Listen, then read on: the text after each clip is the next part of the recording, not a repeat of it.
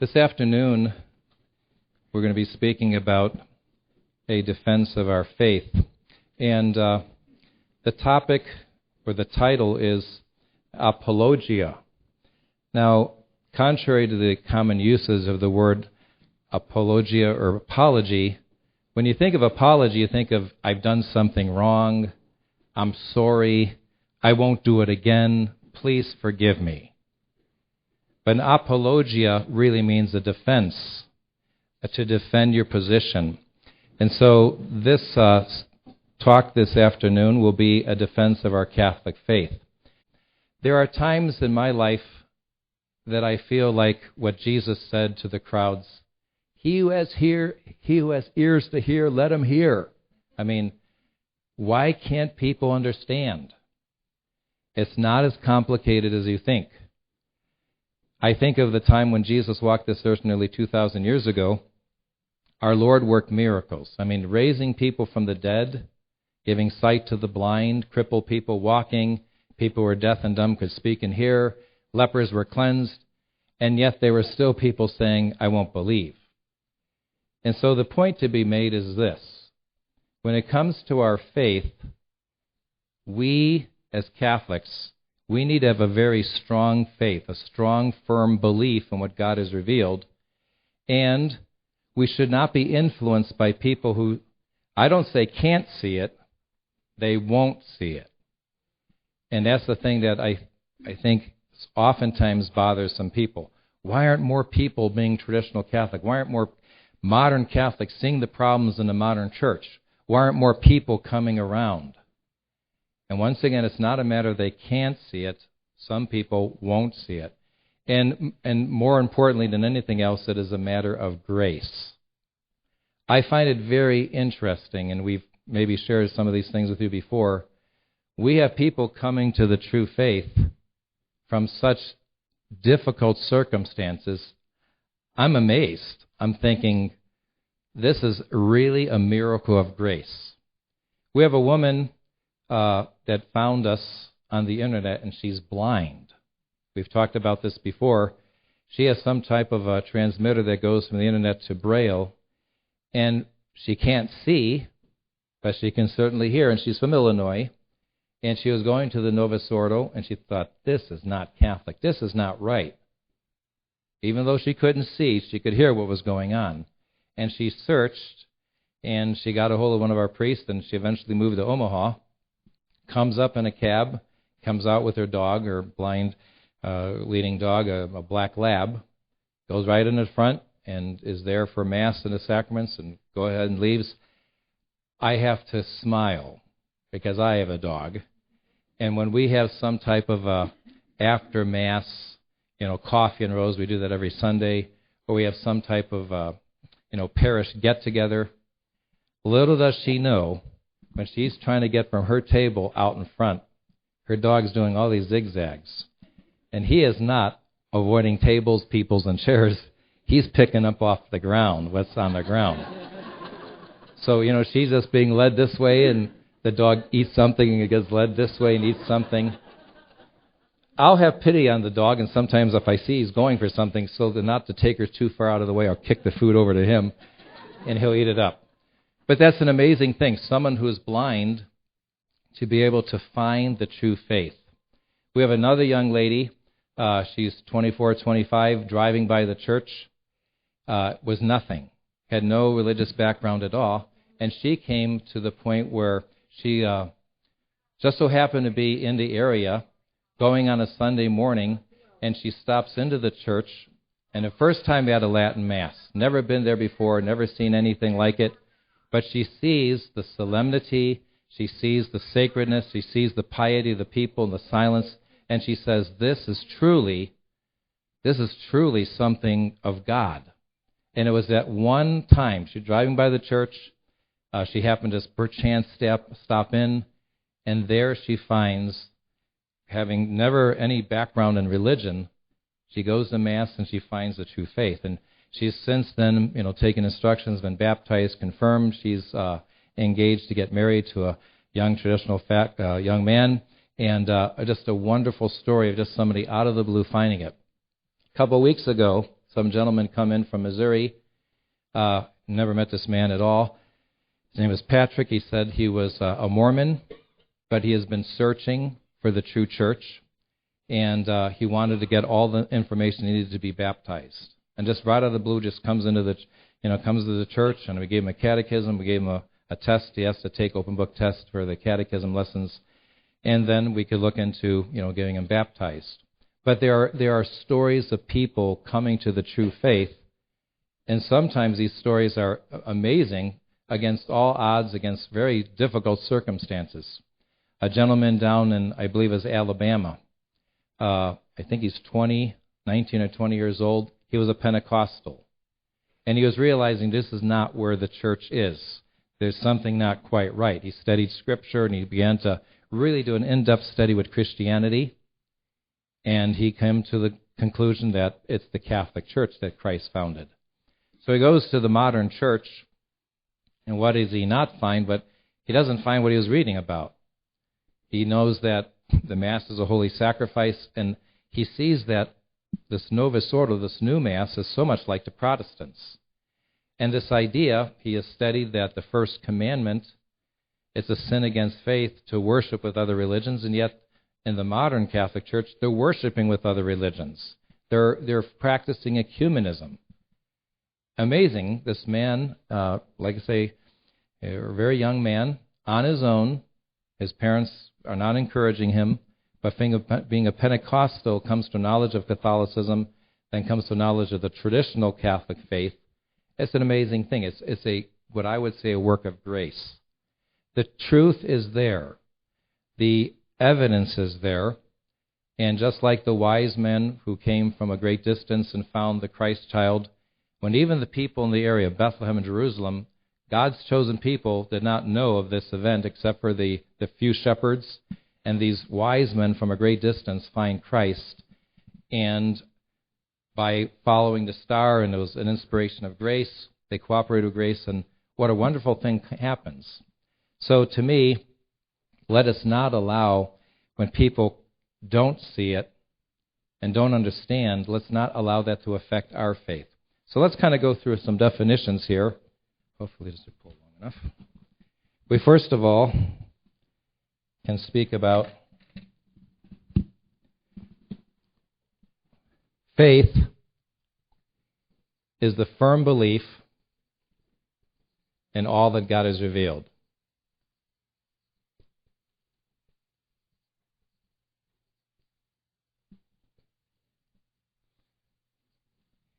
And when it comes to this issue of faith, I think of our Lord's words, "Think you when the Son of Man will come again, he is going to find faith on the earth?" Jesus tells us when he comes for the second coming, is he going to find faith on the earth? Which to me indicates that obviously the faith is going to be very sorely tested, and there may not be as many people with faith as we might imagine. We also have the words of St. Peter in his epistle, which the priests pray in Compline. Fratres, sobriestotia vigilate. Brethren, be watchful, be sober, for your adversary the devil goes about like a roaring lion, seeking whom he may devour. Resist ye him strong in the faith. Fortes in fide. We want to have a strong faith, and how important it is that our faith, that firm conviction, is not just something intellectual that we know, we have the proof in our minds, the evidence, but it's something that we put into practice, that we live, that we actually are guided in all of our actions by faith. Now, we were talking about the church. We want to do this as a defense of the church, the Catholic Church. What is the definition of the Catholic Church? Let me just write a little bit darker. The Catholic Church is the congregation of all baptized persons united in the one true faith, sanctified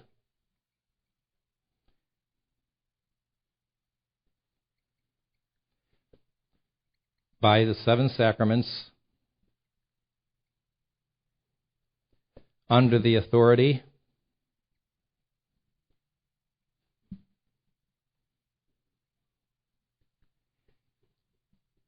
of the Pope. We know that the God, our Lord and Savior Jesus Christ, endowed the Church with marks. What is a mark? A mark is a characteristic sign by which we might recognize something. Let me give an example. What's a characteristic sign of a police car? Well, it has the lights on top. It might be black and white. It might have the logo of the city or the state. There's a man inside of there who wears a uniform. He might have a badge. He might have a dozen donuts on his front seat. Characteristic signs of a policeman, okay? But when you see a police car, what we automatically know what that means. Slow down. Am I following the speed limit? Am I obeying traffic laws? Am I my seatbelt on? The Church has characteristic signs. As we well know, we read this in the Creed: one, holy, Catholic, and apostolic. Now, besides the marks of the Church, the four marks, we also have what we call the attributes of the Church. A little bit different than marks. An attribute or a property comes from the Latin propre, means near or connected or associated with. An attribute is something that which is inherent in a thing by nature. To give you an example, water is wet. Wetness is a property or an attribute of water. You cannot have water that's not wet. And what are the attributes of the Church, or the properties of the Church? The Church is infallible. The Church is indefectible. And the Church has authority. Now, when we look at the situation of the Church today, it's important for us to keep in mind what are the marks of the Church, what are the attributes of the Church. That will help us to know where the true Church is and where the true Church is not. And I wanted to just read to you something very, very briefly. I'm sure that many of you have heard, but this occurred after last conference. So this was in October 27th, 2011. That was last year, after the Fatima Conference we had last year. This is what happened at Assisi. It was called Assisi 3. Assisi 3 was basically the celebration of Assisi 1 that took place 25 years earlier. It was the 25th anniversary when John Paul II in 1986 called the religions of the world together to come to Assisi to pray for world peace. We've talked about this. We've actually showed you the video. I know there's some people who say, I don't believe that. Oh, that's exaggerated. But you show the video, and you see these people worshiping their false gods. You see pictures of it, and all the other things that go along with it. There's no room, there's no way of doubting the reality of what's happened. You have the man who's calling himself the Pope inviting the religions of the world to come to Assisi to pray to their false gods for world peace. So Benedict XVI, for all the talk of how he's so conservative and he's going to bring things back, and he's trying, he is the one who arranged this Assisi meeting, Assisi 3. So this is right off the internet, and this is just a kind of a rendition, one of the reporters that was there. A pan-religious prayer meeting for peace was held at Assisi on October 27, 2011. I traveled to Assisi to cover the event. The ceremony started at St. Mary the Angel's Basilica. Members of various world religions have been invited by Pope Benedict to attend the gathering, which marked the 25th anniversary of Pope John Paul I's first Assisi meeting in 1986. There are Catholics throughout the world greatly disturbed by these pan-religious gatherings, as these events place the one true Church of our Lord Jesus Christ on the same level as false creeds, something that popes of the past throughout the entirety of church history never permitted. However, since Vatican II and the new ecumenism it fostered, the pan-religious spirit is the trend of the moment, with disastrous consequences. Not only does it foster religious indifferentism, a deadly heresy condemned by Pope Leo XIII, Pius VII, Pius IX, Pope Leo XII, Pope St. Pius X, Pope Benedict XV, Pius XI, Pius XII. It also opens the door for false gods to be invoked inside Catholic churches, as was the case in the latest Assisi Assembly in October. The day consisted of a morning ceremony held inside the Church of St. Mary of the Angels, an afternoon ceremony held in the courtyards immediately outside the Basilica of St. Francis in Assisi. The group consisted of the Pope, virtually all the cardinals of the Roman Curia, representatives of the Eastern Orthodox, Anglicans, the various Protestants. The delegates from various world religions numbered about 300. Yet the vast majority of religions represented were not even Christian by any name, but were Islam, Judaism, Hinduism, Buddhism, Taoism, Sikhism, Bahaism, Confucianism, Jainism, Zoroastrianism, Shintoism, Mandaism, and traditional religions such as found in Africa, America, and India. At the morning event at St. Mary of the Angels, various speakers from different world religions addressed the group with what were called the Testimonies of Peace. This was done on a special platform erected in a sanctuary inside St. Mary of the Angels. The speakers included Dr. Olaf Fisk, General Secretary of the World Council of Churches, Rabbi David Rosen, International Director of Interreligious Affairs of the American Jewish Committee, an Armenian Orthodox Metropolitan, a Buddhist, a Muslim, each in turn giving their, quote, peace testimony. A tedious procedure that seemed to go on much longer than it actually did. An agnostic named Professor Julia Kresteva from France was also invited. From the podium inside the church, she sang the praises of humanism, including feminism, and called for believers and non-believers to listen and learn. The crowning scandal of the morning came from the invocation of the false gods inside the church. Nigerian professor Wand Ambembola, representative of the African Yoruba religion, took the pulpit. As even the Associated Press reported, Ambembola sang a prayer and shook a percussion instrument as he told the delegates that peace can only come from greater respect for indigenous religions. Quote, "We must always remember that our own religion, along with the religions practiced by other people, are valid and precious in the eyes of the Almighty, who created us all with such plural and different ways of life and belief systems."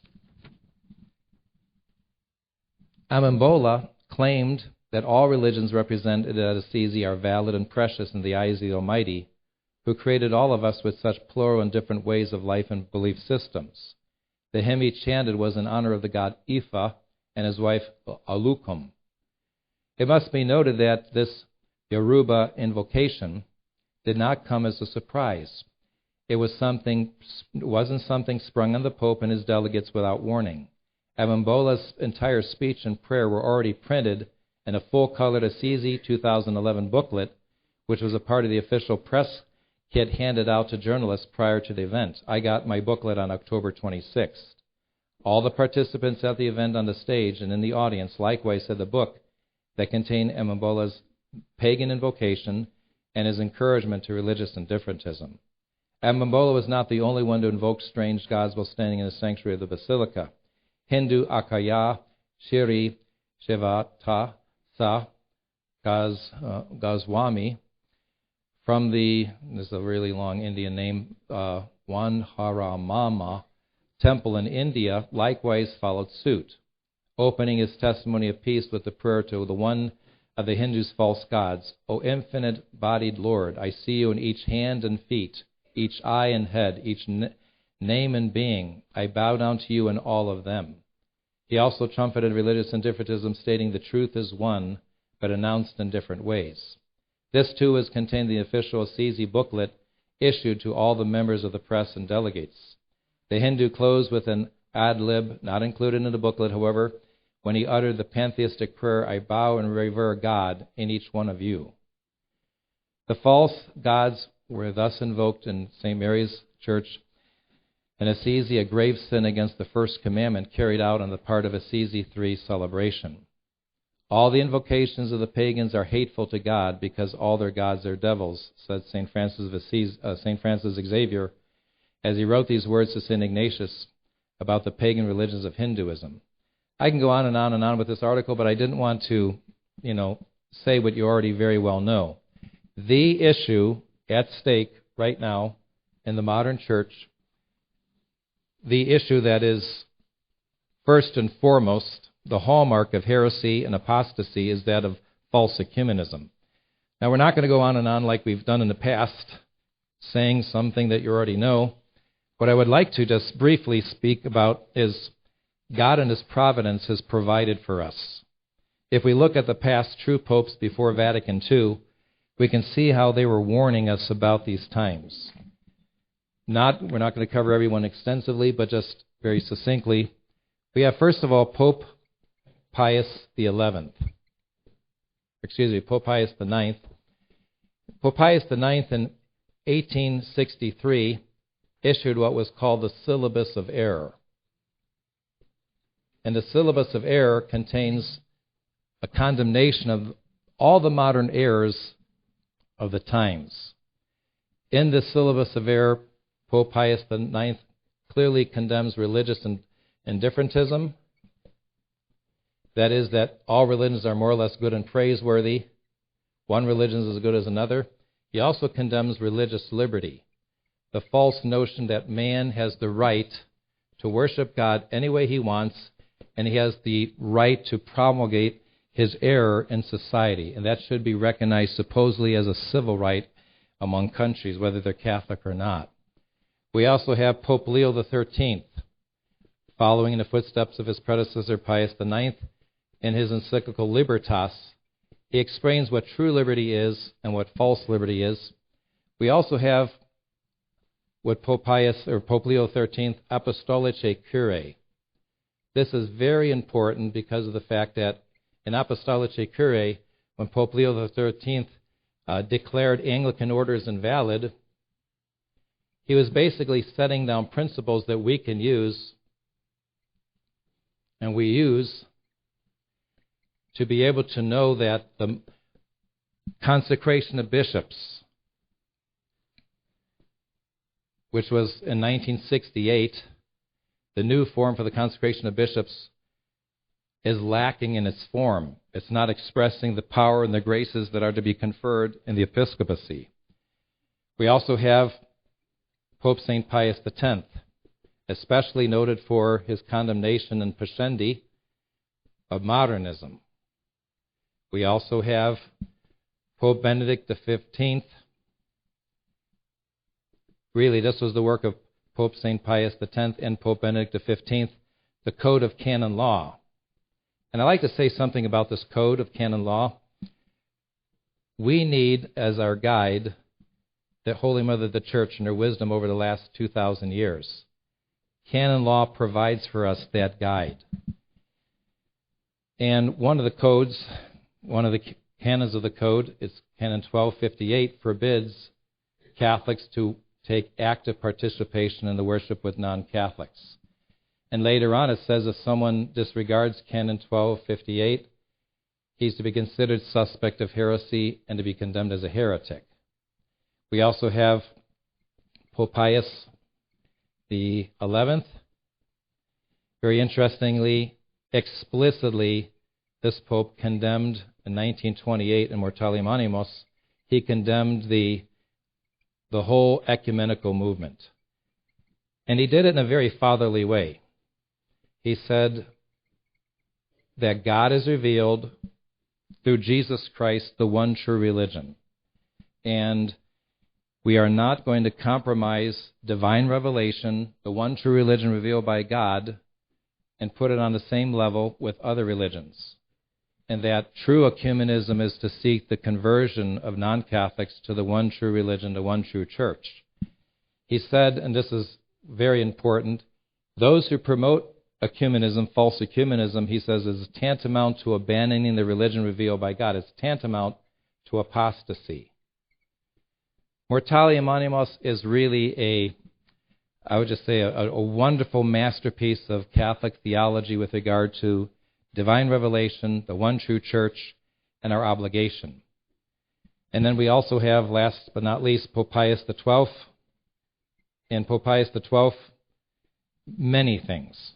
We have his encyclical Mystici Corporis Christi, in which he tells us very emphatically that the one true church of Christ is the Catholic Church. Contrary to what they taught at Vatican II, where they said that the one true church of Christ subsists in the Catholic Church. It's not identified with the Catholic Church, it subsists in it. Besides Mystici Corporis, we also have his encyclical Mediator Dei, in which he was warning about liturgical changes, and the very things he warned about were the very things that came about with the liturgical changes after Vatican II. We also have his Momentous Sacramentum Ordinis, and this was an apostolic constitution very clearly determining what is the matter and the form for the consecration of bishops, the ordination of priests, ordinations of deacons. And this is very providential because it makes very clear what the form must be. Now, in these last 6 popes here, Pope Pius IX, Pope Leo XIII condemned religious liberty. The very things that they condemned were taught by Vatican II, Dignitatis Humanae. We have Pope Leo XIII in Apologetic making very clear what are the principles of sacramental theology about the sacraments and how the Anglicans have invalid orders because they changed the form. And very similarly to what the Anglicans did, the Novus Ordo did, Paul the Sixth did in 1968 to change the consecration of bishops, rendering it totally ambiguous and invalid. Pope St. Pius X condemned modernism. The very things that were condemned are the very things that we see so rampant in the modern church today. The constant idea that dogmas can change with the time, dogmatic relativism. Well, if it's true for you, that's fine. If it's not true for you, that's fine too. Now, that might seem like a very gratuitous statement, but I'd like to give you an example. I think it was 2 conferences ago, we gave a list of all the different quotes from the Old Testament proving that Jesus is the Messiah. It was prophesied by Micheas that the Messiah would be born in Bethlehem. Prophet Agius said he would be born at the time in which he'd come at the time the Second Temple is standing. He would enlighten the Second Temple. The scepter would not pass from Judah. This is in Genesis.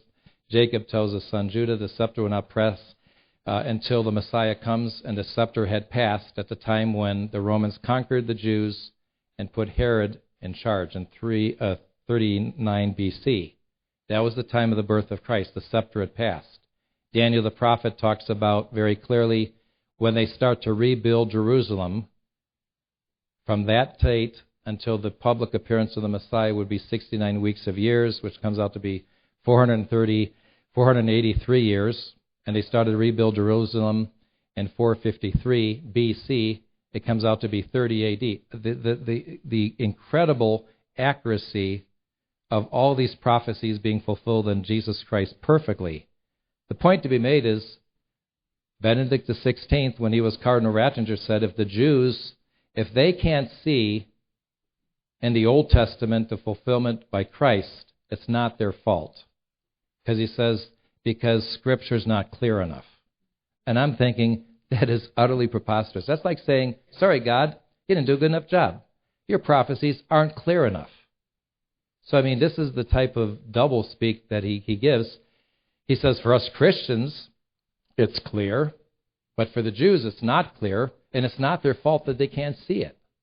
So, I mean, it's this type of truth is relative. It depends on who's reading it and who's thinking about it and who's trying to understand it.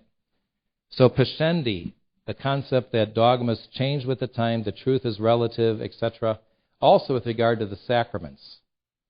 The modernist concept of the sacraments is that really it's the church that has kind of created these sacraments. Christ gave a vague notion, and it's been developed by the church. Now, along those same lines, of Apologetic and also Sacramentum Ordinis, I have here a quote from Cardinal Ratzinger out of some of his theological works as cardinal, and he's making this point about the sacraments. There is an obsession with the letter with regards to the liturgy of the church as invalid and thus puts itself outside the church. It is forgotten here that the validity of the liturgy depends primarily not on specific words, but on the community of the church. Benedict XVI, Cardinal Ratzinger, saying, don't worry about sacramental words, don't worry about forms, don't get hung up with those specific words. It's the community, the people present that makes things valid. And he goes on later on to say, this is how they overcame a very major problem with ecumenism. And an agreement was reached about the conclusion between the Syrian church, the schismatics, and the Chaldean Eastern Rite Catholic Church about mutual admission to communion. And what is the problem he's saying? Well, the Syrian church of the East, the schismatics, their Mass has no consecration. There's no, for this is my body, for this is the chalice of my blood. They have none of that. Their Mass is not a Mass because there's no consecration. But he reassures us, this is how we overcame it. We worked this out, that you don't have to have a consecration for a valid Mass. I mean, this is preposterous. And we can go on and on and on with this area of false ecumenism and breaking the rules and crossing the lines. We've talked about this before. We're just kind of recapping it. The new Code of Canon Law, published by John Paul II in 1983, Canon 844 says non-Catholics, that would be schismatics, and also Protestants, can receive Holy Communion. They can go to Holy Communion. The difference is this. If you're a schismatic, all that you have to do is ask the Catholic minister if he can administer the sacraments. If you're a Protestant, well, you have to be in need, and you can't get to your own minister, and all you have to do is say, I believe in that sacrament. So if they say, I believe in the Eucharist, they can receive communion. No abjuration of error, no profession of faith. Are they in a state of grace or mortal sin? Do they believe, that they can sin boldly but believe in the Lord and are saved? I mean, all those things go out the window. You need to get to, you want the sacrament, you say you believe in it, you can't get to your own minister, you can still be a Protestant. And, as we mentioned before, John Paul II extended that to mixed weddings. If a Catholic is married to a Protestant, that's a Eucharistic sharing of the non-Catholic is permissible. So these things that we talk about here, whether it's Pope Leo XIII and Apologetic or Pope Pius XII, Sacramentum Ordinis, they lay down principles of sacramental theology. The sacraments, to have a sacrament, have to have matter, form, which are the words, and intention. And the issue is words do count. What you say does render a sacrament valid or invalid. That's the whole structure of sacramental theology. Where Benedict XVI or Cardinal Ratzinger is coming from to try to say, words are important. Don't get hung up with specific words. It's the community. That is utterly preposterous. As we mentioned, Benedict XV, canon law forbids worship with non-Catholics. Now, is that just the law of the church? No, that's God's law. The first commandment, I am the Lord thy God, thou shalt not have strange gods before me. That's God's commandment. That's a divine law. Nobody can change it. So there's some people that say, well, he's the Pope. He can change it if he wants. Sorry, can't. That's God's law. Well, what is the purpose of the church? The purpose of the church is not to invent new doctrines or new teachings or new things. Jesus revealed to mankind the deposit of faith. It's for the church to take the deposit of faith, all that God has revealed, divine revelation, and faithfully explain it. Protect it, defend it, explain it. That's the reason why, from start to finish, the Catholic Church, when she teaches something, whether it's popes or ecumenical councils, they quote from Scripture, they quote from tradition, and prove that this is truly revealed by God, and the church is clearly teaching this. There can be no doubt about it. This is as clear as day, that there is a definite departure from the faith from Vatican II on. Now, how are we to explain this? Is it that the Holy Ghost changed his mind? Is it now that all of a sudden we're more enlightened than we were in the past, so now we know better in 1962 to 1965, so now we can start worshiping with other religions, and we should wake up and think, oh, other religions are better now, and they're more or less good and praiseworthy and pleasing to God?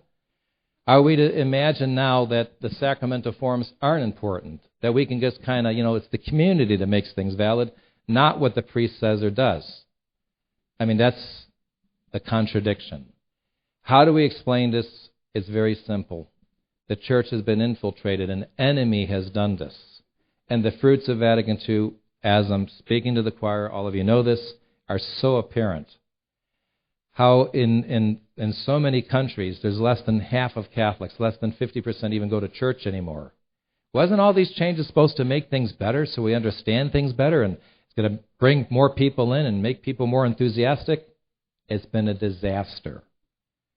Less people go to church. You ask people now, that's the Mass is in the vernacular and facing the people, what is the Mass? I don't know.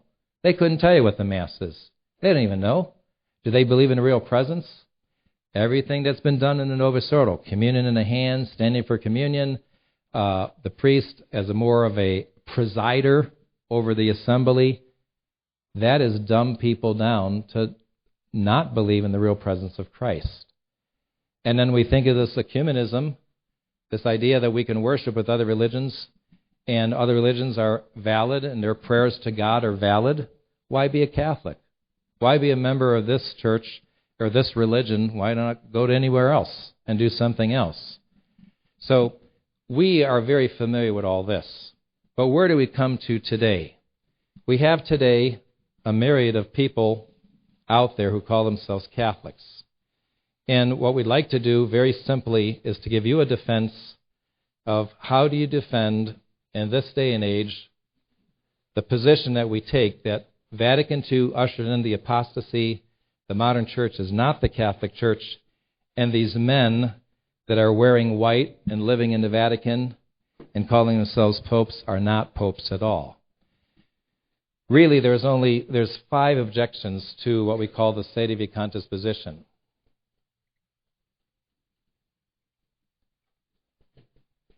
And we're going to list these and then pass these out. The first is that Pope Pius XII, in his apostolic constitution, lifted all penalties to ensure valid election. And if I could find this very quickly here, this is the primary argument in this magazine, The Rock. This came out March 2001, The Rock. It's an apologetic, Catholic apologetics and evangelization. And it says, can the chair of Peter be vacant? The whole thrust of this article is the Pope lifted all penalties. So it doesn't matter what those cardinals are. They can be heretics, they can be schismatics, they can be Freemasons. It doesn't matter. They're going to get elected. If they're elected, they're the Pope, period. And there's a little cliche here. I could find it quickly. It says, white smoke, valid Pope. So as soon as that white smoke comes up, he's it. Okay, we have another objection, and that is that the chair of Peter cannot be vacant for so long. Can't be done. There's been times in which there's no pope for a year or 3 years or 2 years, but not 40 or 50. That can't be done. Another argument would be that no pope equals no cardinals equals no future pope. So you can't have a pope in the future, so You can't be the Catholic Church. That can't be right. Oh, there's another one, and that is with regard to that maybe these Vatican II popes, maybe, are only materially heretical. Meaning they mean well, they're just mistaken. They just don't get it right. And I don't know what's the matter with them, but they're not getting it right. And, they're really sincere, and they're trying. And I see them sometimes carrying a rosary, so there has to be hope for them, etc., etc. And that would be another objection. And then one last one would be that even if formally heretical,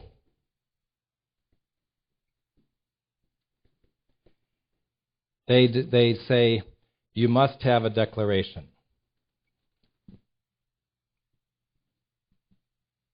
Somebody has to declare it. Until he's declared, he's still the Pope. So we've laid out the 5 objections to the Sedevacantist position. What I'd like to do with the help of Brother Sebastian is pass these booklets out. And get some other helpers too here. Now, I printed out 100.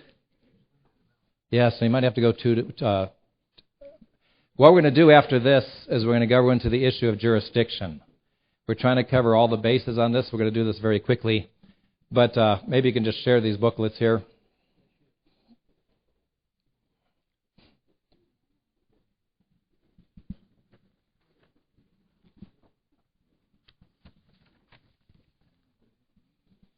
While these are being passed out, I'd like to just tell you one thing. When people ask me a question, I don't want to give them my opinion, but I want to tell them this is what the church has taught, this is what the church teaches, this is not my opinion, this is what we find in theology books and dogmatic theology books, this is what the popes have taught, these are what the doctors of the church have taught, these are what theologians teach. This is not my opinion.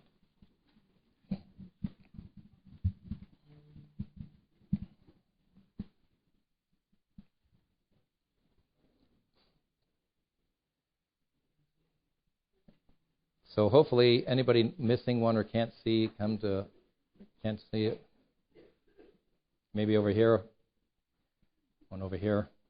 Missing her all there.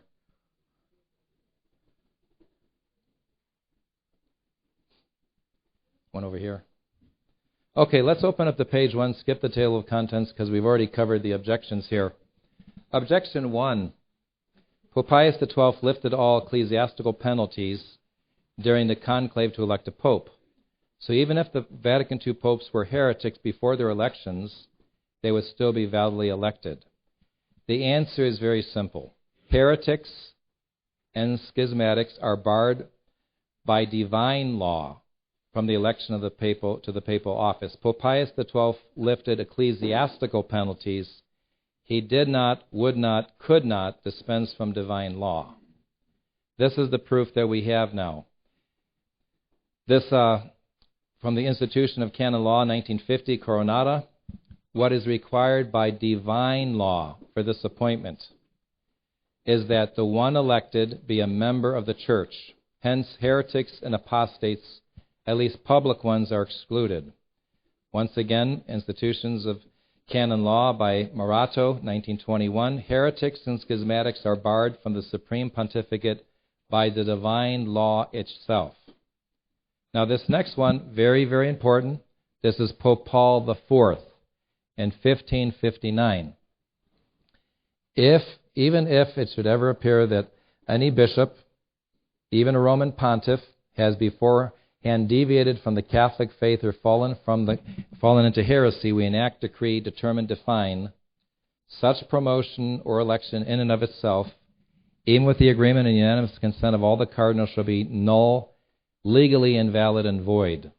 Neither through reception of office, consecration, subsequent administration, or possession, nor even through the putative enthronement of a Roman pontiff himself, together with the veneration and obedience accorded unto all. And it goes on to say that everything is null and void. Even it should not become valid through a lapse of time, each and every words, all his laws, appointments, etc., will be lacking in any force. The very last sentence, those so promoted or elected by that very fact, and without the need to make any further declaration, shall be deprived of any dignity, position, honor, title, authority, office, and power. I'd like to say something about this. There have been some who would claim, try to write this in a little bit different ink here, some would say that the 1917 Code of Canon Law supersedes this.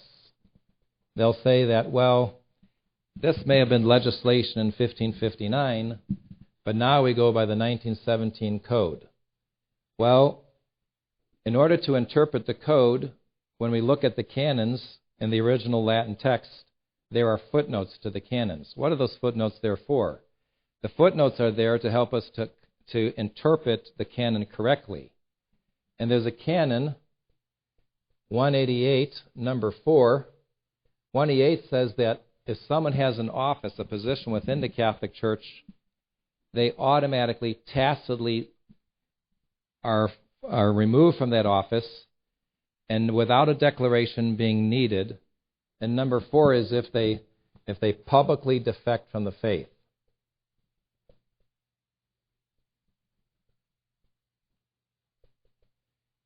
And what do they give as the reference to this Canon 188, number 4? In the footnote in the official code, it says, cum ex apostolatus, this very decree of Pope Paul IV in 1559. This is the source of the 1917 Code 188, number 4. And we also have C. Baldi. I'm not sure if there's a relative of Amy, but we're not sure. Maybe. Once again, the Institution of Canon Law, 1929. The law now in force for the election of the Roman Pontiff is reduced to these points.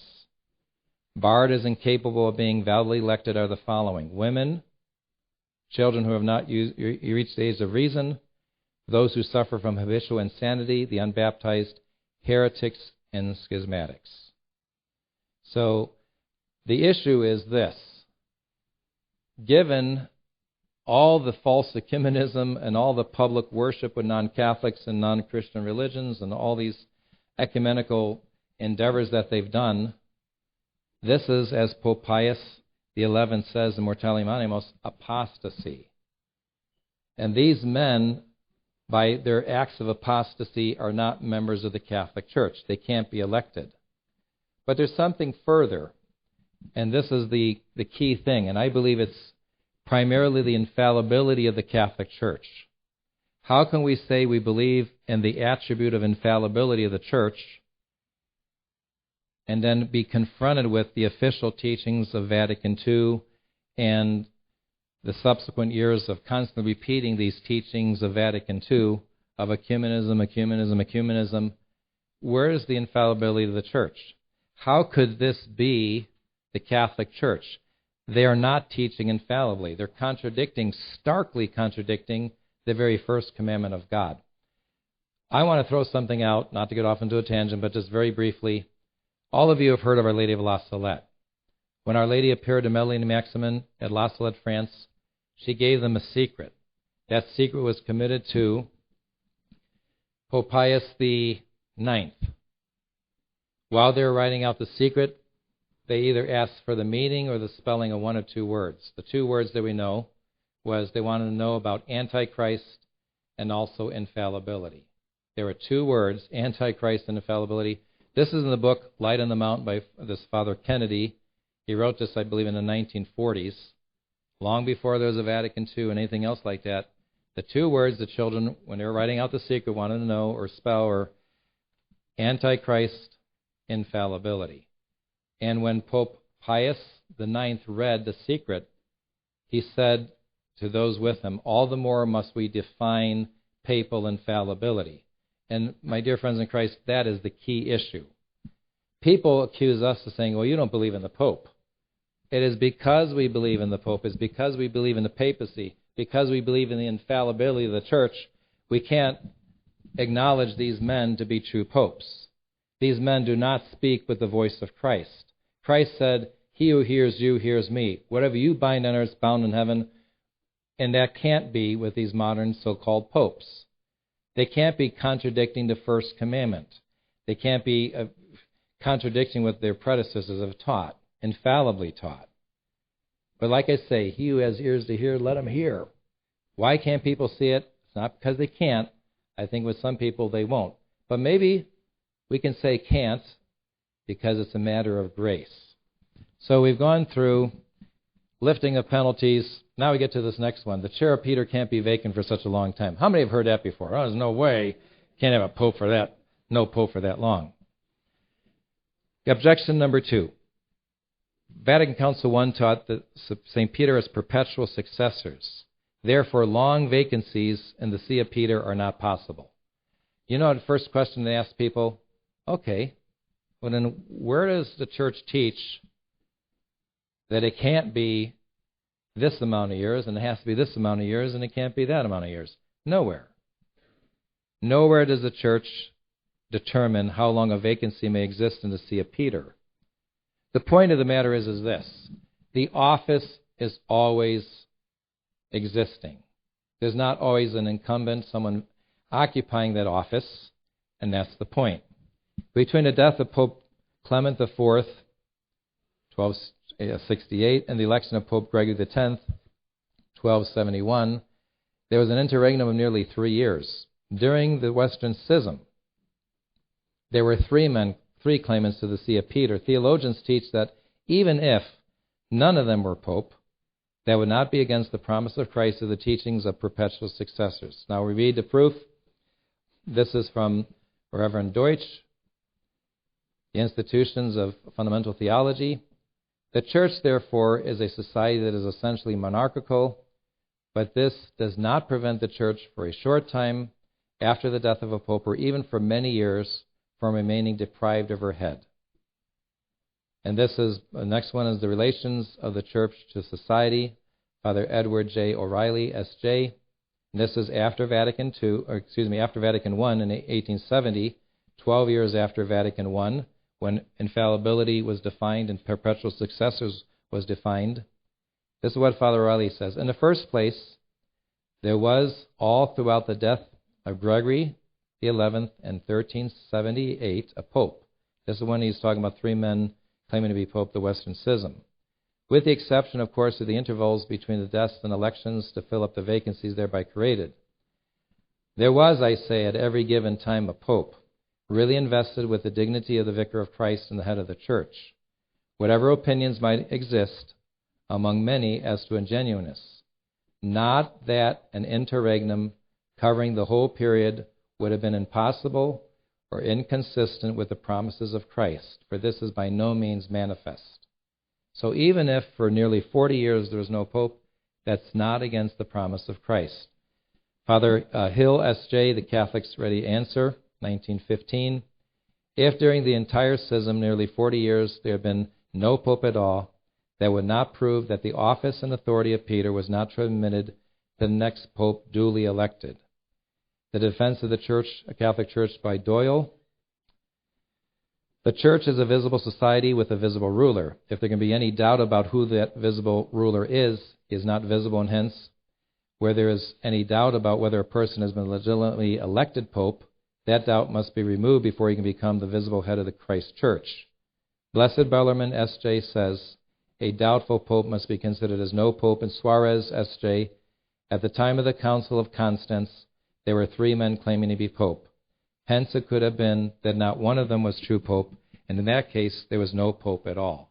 So this issue about there can't be such a long time without a pope, that's not a valid argument. We have the next objection. Even if all the Vatican II popes were invalid, if they were all invalid, then there would be no cardinals to elect a future pope. Thus the papacy would come to an end, which is impossible. So no pope, no cardinals, no future pope. How do you answer that? Answer, during the Western Schism, 3 men claimed to be pope. The true pope in Rome, the one in Avignon, one in Pisa. In order to heal the nearly 40-year schism, the Council of Constance determined that with all the cardinals, delegates from each country would participate in the papal election, the elected Pope Martin V. Theologians teach that in doubt or in absence of cardinals, the Church has the right to choose its head. Now, when I say the Council of Constance determined with all the cardinals, that's cardinals from all three groups: Rome, Avignon, Pisa. Now, obviously, not all of them could have been cardinals. They weren't sure. There was not an agreement amongst all of them who the true pope was, who the true cardinals were, etc., etc. But they said, okay, we'll get all the cardinals remaining from all three groups, but we'll take delegates from each country, and they all have to agree on the same person. The proof for this, De Potestate Ecclesiae Vittoria, even if St. Peter would not have determined anything once he was dead, the Church had the power to substitute him and appoint a successor to him. If by calamity, war, or plague, all cardinals would be lacking, we cannot doubt that the Church could provide for herself a Holy Father. Hence, such an election should be carried out by all the Church, and not by any particular church. And this is because that power is common and concerns the whole Church. So it must be the duty of the whole Church.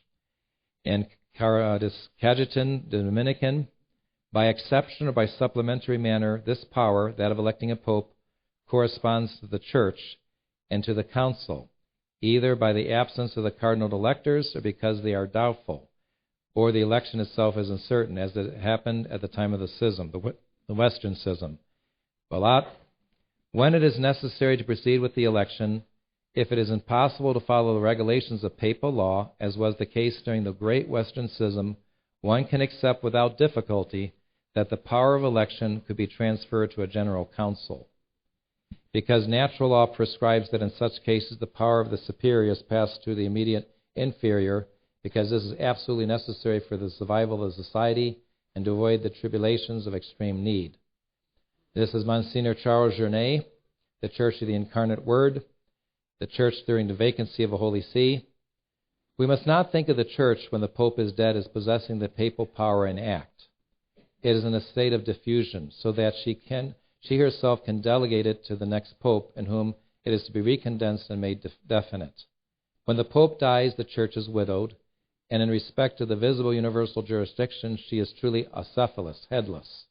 But she is not acephalous as are the schismatic churches, nor like a body on the way to decomposition, Christ directs her from heaven. But though slowed down, the pulse of life has not left the Church. She possesses the power of papacy and potentia. And then we go along a little bit further on. During a vacancy of the Apostolic See, neither the Church nor a council can contravene the provisions already laid down to determine the valid mode of election. However, in case of permission, for example, if the Pope has provided nothing against it, and this is where we bold the letters, or in case of ambiguity, for example, if it is unknown who the true cardinals are or who the true Pope is, as was the case in the time of the Great Schism, the power of applying the papacies as such and such a person devolves on a universal church, the Church of God. Okay, everybody's still persevering here. We're not burning you out, wearing you out. Okay, we got two more objections, then we'll take a break, and then there's one more thing we want to cover here. Objection 4. Even if the Pope fell into heresy, he would remain Pope until the Church declared him a heretic and no longer Pope. Answer: Pope Paul IV in Cum Ex Apostolatus, Pope Innocent III and Si Papa, and theologians teach that a heretical Pope is deposed by God. Proof: we have from the bull, we've already read this, of Paul IV. If ever it should appear that any bishop, or even the Roman pontiff, has deviated from the Catholic faith or fallen into heresy, we enact, decree, determine, etc., etc., on page 6. And it goes on to say, those promoted or elected by that very fact and without the need to make further declaration shall be deprived of dignity, position, honor, title, office, authority, office, and power. Pope Innocent III in 1198. Still less can the Roman pontiff glory, because he can be judged by men, or rather, he can be shown to be already judged.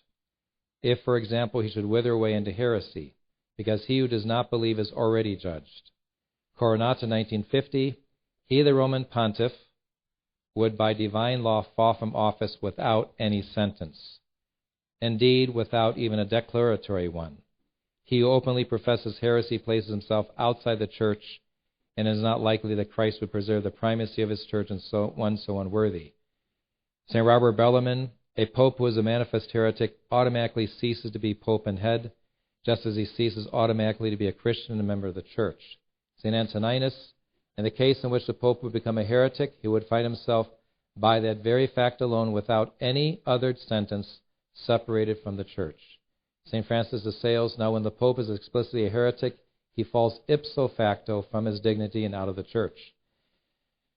We can go on and on and on. We have Ernst Vidal and Beste and Vermeersch. They keep repeating the same thing. Manifest notorious heresy automatically falls from his power. Okay. Lastly, we kind of got these mixed up here, 4 and 5, but the Vatican II popes might just be materially heretical. The Vatican II popes are not guilty of formal heresy, but only material heresy. Therefore, they would not lose their office. Answer: the distinction between material heresy and formal heresy is not considered in this issue of the loss of papacy by one who falls into heresy. Canon law, theologians, they all refer to public manifest heretics. They don't get into the distinctions. Why? Someone could be a material heretic.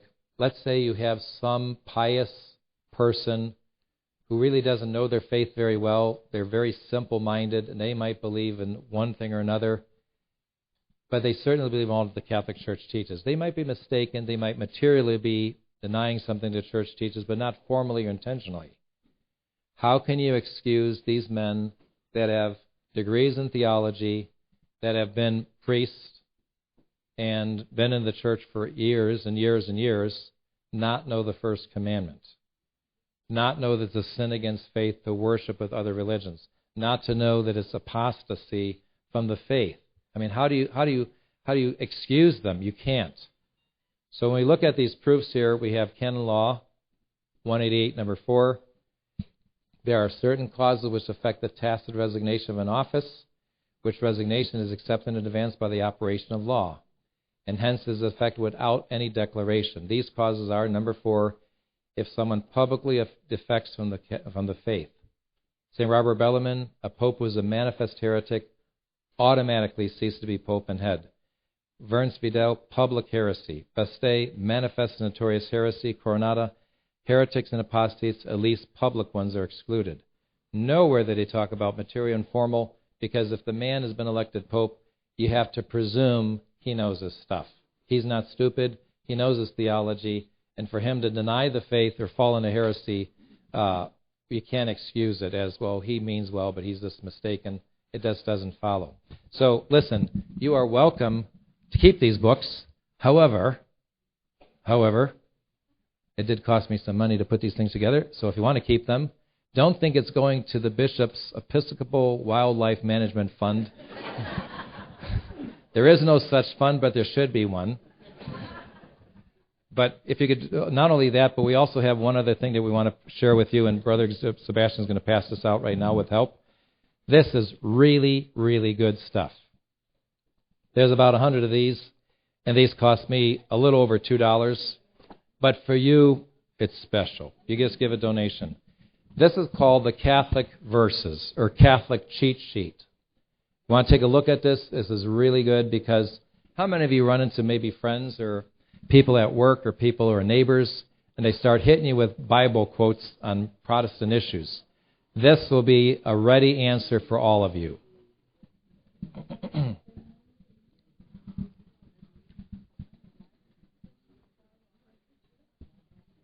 So we could just quickly pass these out.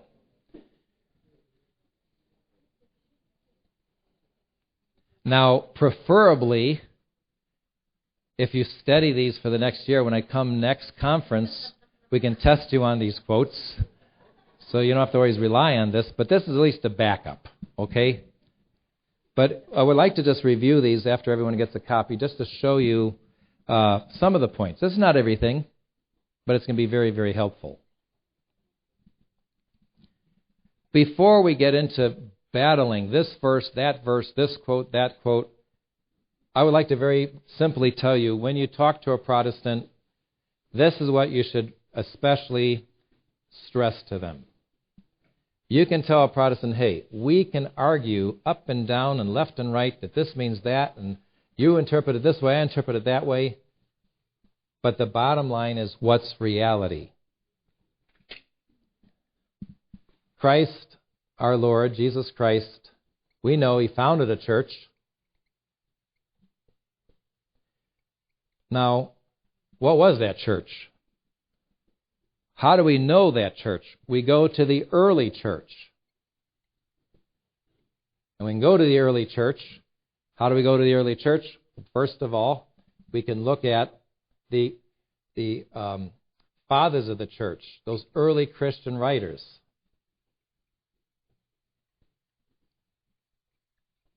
What did they write about?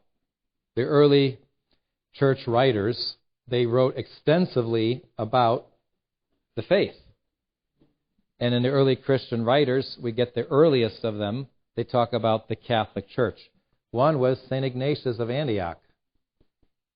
As we mentioned to the students upstairs this morning, St. Ignatius of Antioch, very early on, is calling the Church of Christ the Catholic Church.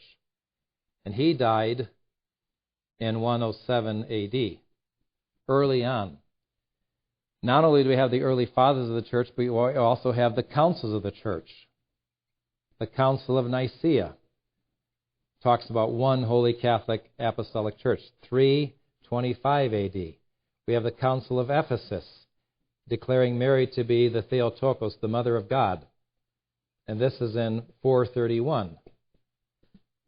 We have in the bookstore here the Enchiridion that has the major teachings of the popes and councils of the church, the 262 popes and the 20 ecumenical councils. And the first one has Pope St. Clement I.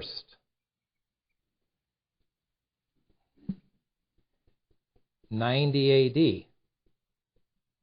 The early church was Catholic.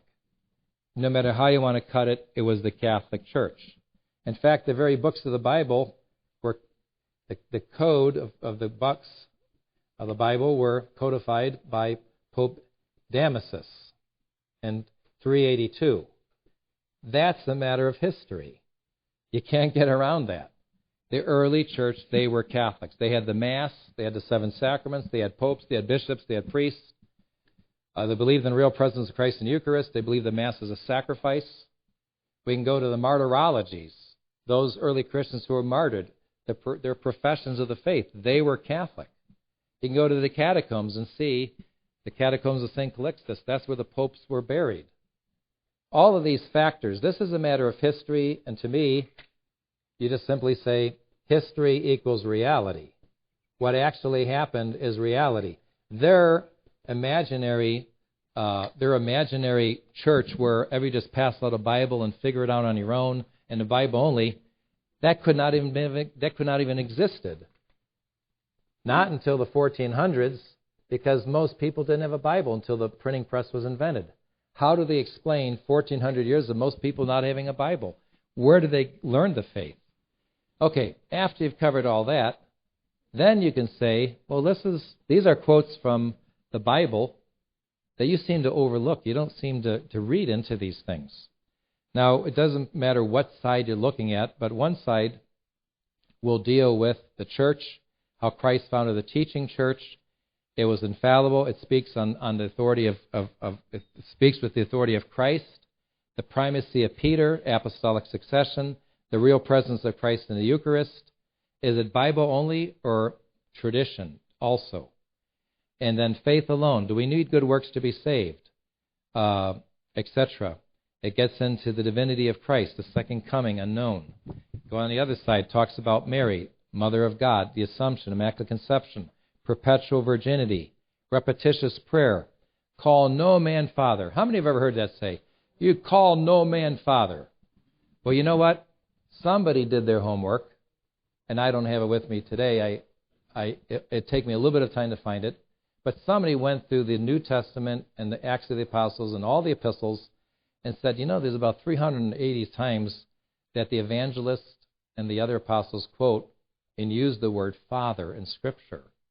So this idea of calling no man Father, how could this be when Scripture is replete the New Testament is replete with calling people who are fathers, fathers. See, they sometimes take some things literally when it suits their attack on the Catholic faith, and other things they don't want to take literally when it contradicts them. But we have in here the reference to the 7 sacraments: infant baptism, original sin, confirmation, confessions, extreme unction, holy orders, matrimony, divorce and remarriage, contraception, homosexuality, intercessory power of the saints, one mediator with the Father, veneration of the saints, relic statues, etc., etc. This is a summary. It isn't all of it. There's probably other references you can make, but I like this because it's a quick reference if you run into somebody you don't know. So I would like to just recommend, if you don't have this would be really a nice, interesting thing to have. If any of you don't want to buy it, that's okay. If you want to, you can give Brother Sebastian the money. I paid more than $2 for it. You just give a donation. I don't care. What I want to do when we come back, we're going to take a short break here, is we're going to cover jurisdiction. Because there are some people who say, well, you priests up there at Mount St. Michael's don't have jurisdiction. I can't go to you for the sacraments.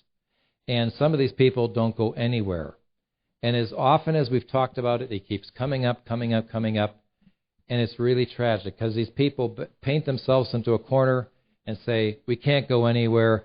We just have to stay home, baptize our kids, make an act of contrition, hope we make it, and wear the scapular.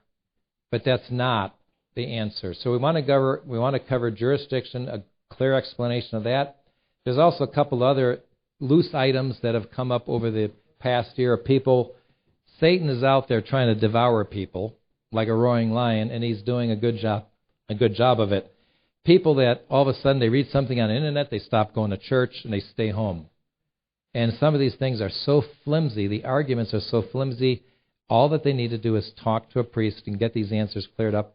But I'm going to share some of these points with you so you can maybe help a fellow Catholic out who's struggling or who dabbles on the internet too much and gets into too many websites and too many lay theologians. So we're going to take a 10-minute break. I'm going to get a glass of water here. And in 10 minutes, and if any of you want any of these things, give Brother Sebastian the money, and I'll see you before I leave. Okay, what this article is pertaining to is the consecration of bishops during an interregnum. It also gets into the issue of jurisdiction. Before we get into that, I'd just like to talk about one issue, and that is recently there is a family that I know that was scanning the internet, and all of a sudden they had doubts. They didn't think that they can trust anybody, so they go nowhere. And the issue is with regard to validity of orders of everybody. They read something on the internet that maybe some person was a Mason and that maybe this Mason had no intention. How can a Mason have an intention? And therefore, I can't go to church anymore.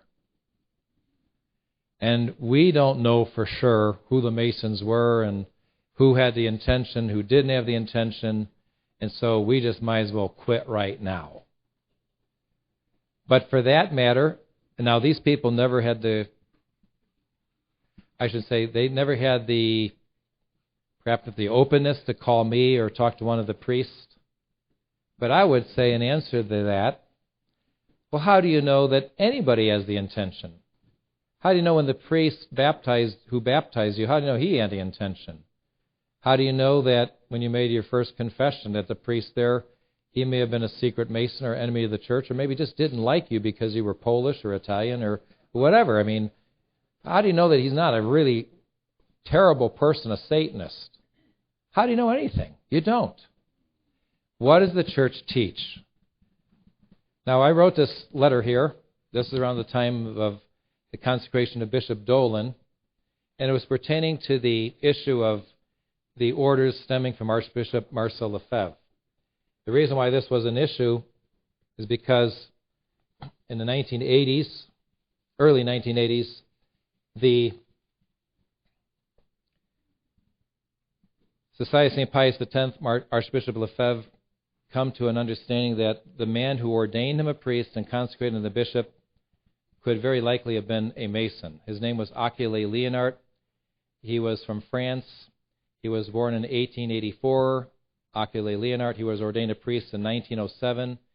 Achille Leonard was consecrated a bishop in 1928 and created a cardinal in 1930. Now, Achille Leonard was well known for his liberal ideas and strong support of the changes in the Church at Vatican II. But the question is, what does the Church teach about all this? Now, this is from Pope Leo XIII in Apologetic.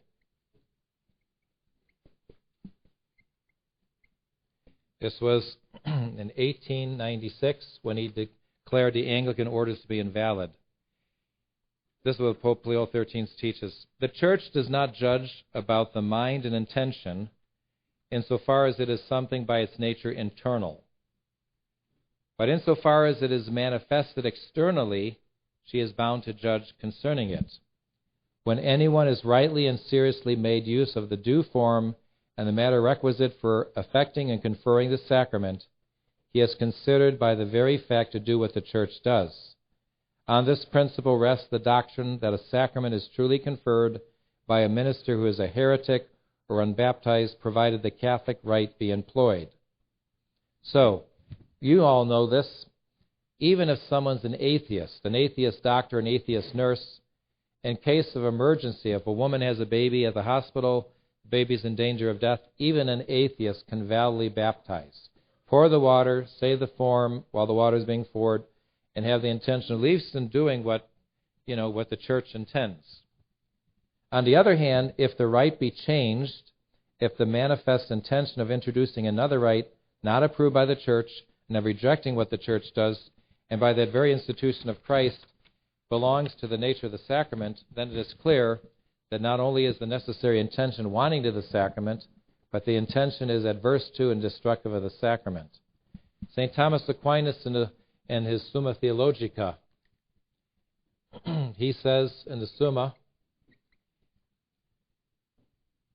in the words uttered by the minister, the intention of the Church is expressed. This suffices for the validity of the sacrament, except the contrary be expressed externally on the part of the minister. So, this area of doubt, maybe they didn't have the intention, maybe he was a Mason, maybe he was a communist, maybe he was this, maybe he was that. Well, that's the problem. For the last 2,000 years, don't tell me there weren't people in the Church trying to mess things up.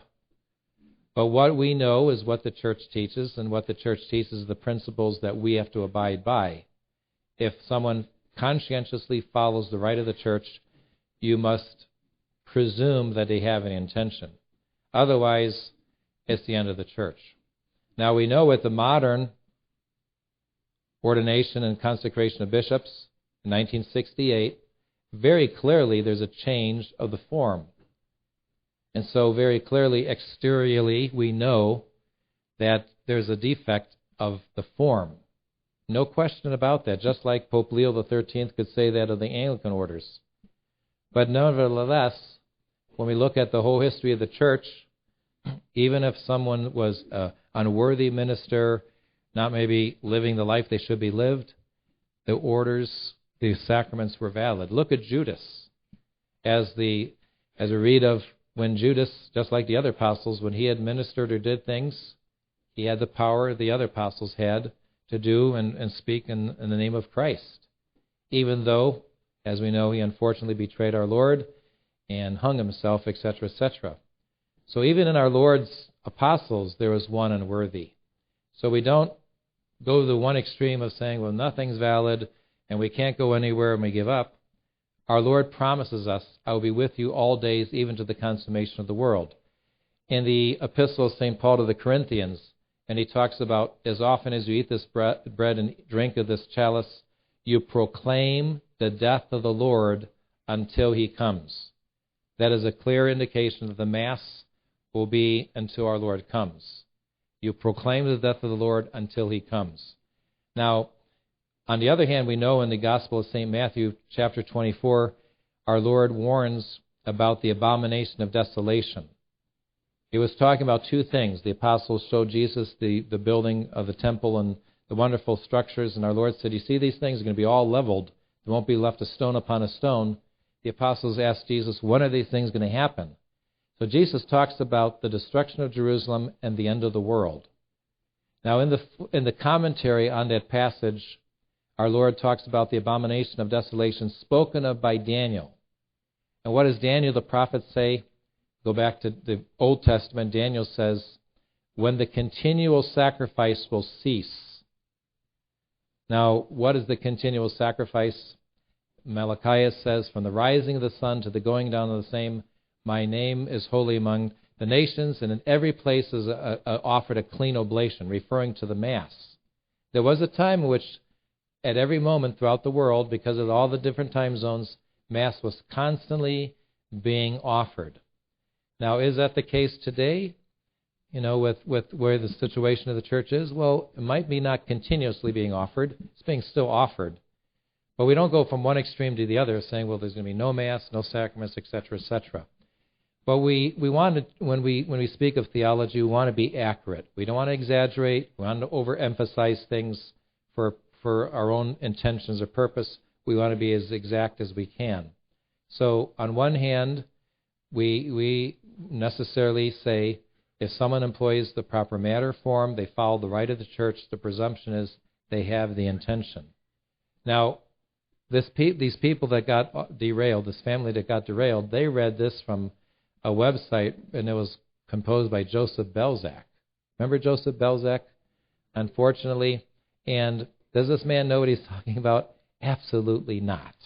Does he have any proof for anybody being a Mason? No. It's just speculation here, speculation there, and ergo, he might not have the intention. So that stuff is to be simply dismissed. Okay, we have this article here. We don't have to read it in detail, but this is the gist of it. There are some who say you can't consecrate bishops without the Pope's permission. If you don't have a papal mandate, you can't do it. Now, the answer to this is very simple. We just put it down here. Consecration of bishops without papal mandate. Ordinarily, yes, the Pope gives a mandate and assigns the bishop to be consecrated, but during a time of interregnum is where there is no Pope, vacancy of the See of Peter. Number one, the historical precedent.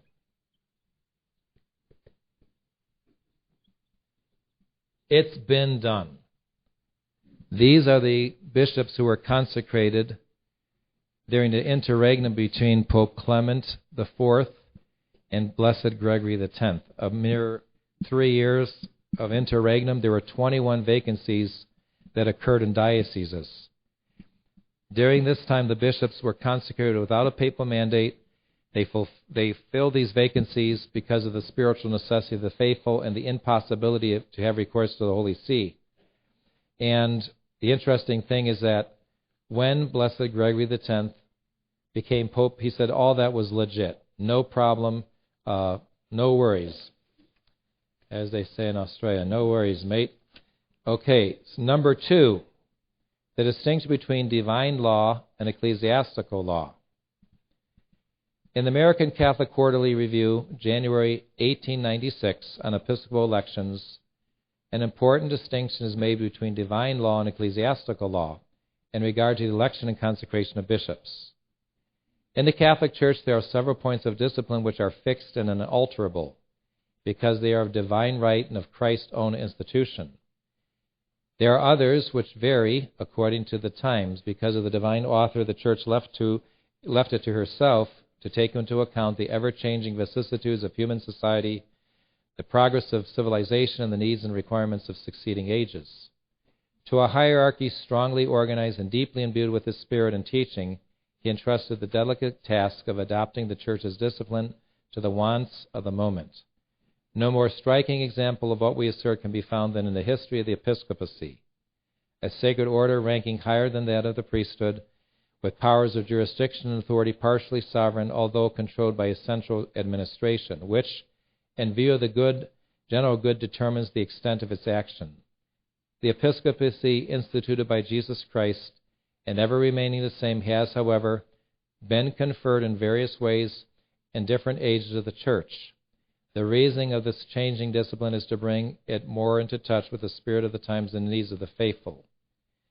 In the Church of the Incarnate Word by Monsignor Journet, the power of naming and instituting bishops belongs to the Roman Pontiff. This is the Code of Canon Law, Canon 329 and 332. But, remarks Cajetan in his De Romani Pontifices Institutione, we have to distinguish between the power of the Summum Pontiff, auctoritas, and the exercise of this power, executio, which has varied in mode down the centuries. Thus, the ancient ecclesiastical discipline left to the patriarchs of Alexandria and of Antioch the right to elect bishops of their provinces. The elections of bishops effected during the vacancy of the Holy See and regarded as valid are thus to be explained. So this is the point to be made, is that it's already been done, and it is not a matter that if someone's elected or chosen to be bishop and consecrated a bishop when there is no pope, that's not to be considered valid and licit. There's also an interesting part of canon law, and that is called epikeia.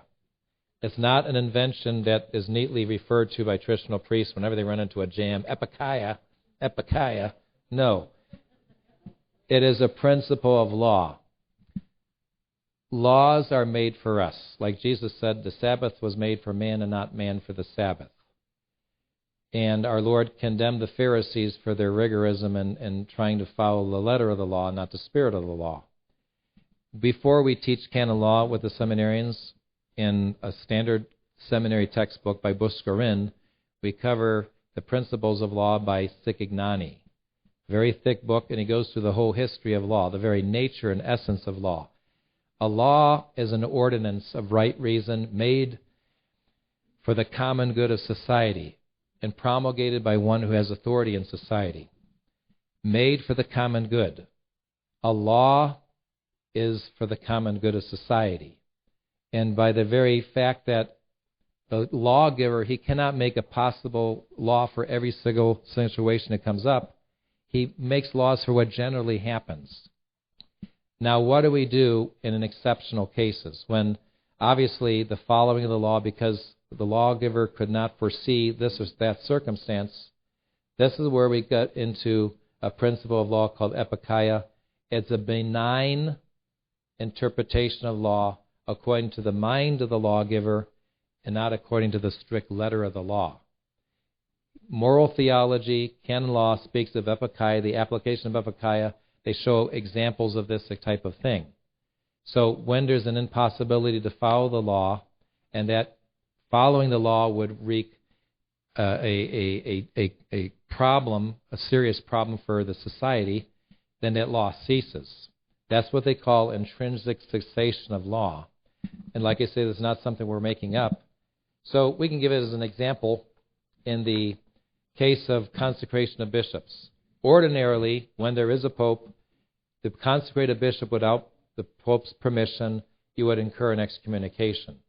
Now, especially Pope Pius XII, he came out with a decree, and he was primarily focusing on the illicit consecration of bishops in China, communist China. In the 1950s, the communist government of China was trying to create its own Catholic Church, a national church, not subject to the Holy See, not subject to the Pope, but under the government of China. So they forced Catholic bishops to ordain men and consecrate bishops who were chosen by the communists, who would be puppets for the communists. Pope Pius XII condemned all that. He says, it's not a matter of filling vacancies. No, there are bishops who have been imprisoned by the communist government. Those sees are still occupied by pastors and by shepherds. Their intention is to create a rival church. So he says, he doesn't need to know every name and every consecration. He just said, as law, if such consecrations as these, like in China, are taking place against the good and the unity of the church, then the consecrator and the consecrated both incur excommunication. Now, if we look at the very strict letter of the law, what he says, if consecrations of this sort, like in China, are occurring when there is a pope against the unity and the good of the church by trying to establish a rival church, then the consecrator and the consecrated incur an excommunication. Now, I'd like to share one other thing with you, and that is in canon law it talks about penalties. And this is really interesting. It's not, if it wasn't so sad, it'd be funny. But it says when it comes to penalties, you must interpret strictly. Now, there is one gentleman, self-proclaimed canon lawyer, theologian, all this other stuff. He says, see, you got to interpret it strictly. Really blast them, really hammer them. And that's the exact opposite of what it's saying. It means when it comes to penalties, if you don't exactly commit the crime exactly the way it's defined in law, you don't incur the penalty. That's what it's saying. And in fact, it says when it comes to penal laws, you interpret it more benignly, more mercifully. If you don't fulfill the crime exactly, no penalty incurred. So, I mean, this is totally mixed up. But when it gets to this consecration of bishops, yes, when there is a pope, and when there is a pope, a bishop consecrates a priest, makes another bishop without papal permission, against the unity of the church, against the common good of the church, excommunication. What is a good example of this? In Brazil, there was a bishop. His name is Costa Duarte. And he broke with the church in the 1940s, started consecrating bishops, and you're going to find this lineage pop up everywhere. In fact, we had a gentleman in a seminary for 1 year. We told him not to come back, didn't want him, didn't think he had a vocation. He went back home, and within, I think, a year, he flew to England, got ordained and consecrated right off the bat. And that was Duarte's lineage from Brazil. They call themselves the Celtic Catholic Church. When you hear a Celtic Catholic, North American Catholic, that's all schismatic. And unfortunately, those people get ordained and consecrated, without any training or very little training at all. And this is not the mind of the church. Now, how are we to treat those types of ordinations and consecrations? Just a side note. If someone does it right, they go through 5-6 years of seminary, get ordained to the priesthood, they at least have to be a priest 6 years, 5 to 6 years. You have to be 30 years old to get consecrated a bishop. And the bishops are not consecrated unless there's a need. So let's put this all together. You're at least 5-6 years in a seminary, you get ordained, you're another 5 years a priest, at least 10 years. Why should someone go through all that trouble when someone can step out the church, go to some Duarte line or some other lineage, get ordained and consecrated, and voila, I'm a bishop, and I'm a bishop in 1 week. And you got to recognize me as a Catholic bishop or Catholic priest. What does canon law say about that? There were examples even when there were normal times in the church. I think it was in the 1930s or 40s. The decree from Rome was those people are to be treated like lay people. We're not even going to talk about whether they're valid or not. Validity means nothing. For all practical purposes, they are lay people, even to the point where they can get married. Meaning there's no law of celibacy binding them because they were Catholics who left the church, tried to do it an end around, and et cetera, et cetera. We're not going to recognize any of that. We're not even talking. Whether it's valid or not, that's not the issue. It was done outside the church. We're not going to have anything to do with this. So getting back to this point that we were talking about with regard to epikeia and the consecration of bishops, etc., the point to remember is this. As we read of in this bottom paragraph of page 2, Pope Pius XII, he was addressing these seminarians, clerics in Rome in the date's wrong, not 1959, it's 1957. Canon law, likewise, is directed to the salvation of souls. The purpose of its regulations and laws is that men may live and die in holiness given them by the grace of God. So that's the purpose of all the laws of the church, to help us to get to heaven. Now, before I go on, I want to just touch upon something so I don't forget, because we have a lot to cover and we want to cover it very quickly. what does moral theology say about the administration of the sacraments? I mean, it covers a lot of different things in moral theology. These are things that we treated with the seminarians. On the chapter on sacramental theology, when it comes to the obligation to administer the sacraments, this is what it says. It makes the distinction between pastors, those with the care of souls.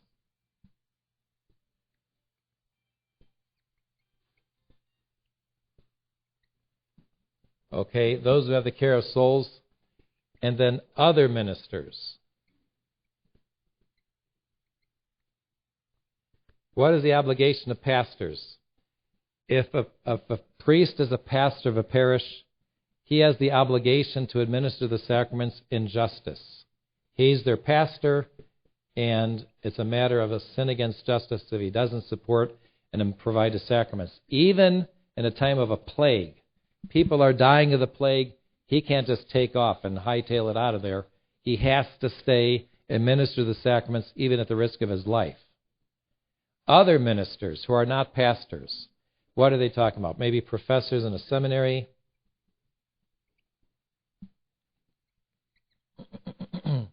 It could be somebody that works in the chancellor's office. They can be all priests, but they don't have the care of souls. It goes on and on and on and on. Other ministers have an obligation in charity to administer the sacraments. When it comes to jurisdiction, like in the area of confession, before we get into that, we'd just like to say there are 3 types of jurisdiction. There's ordinary, that comes with an office.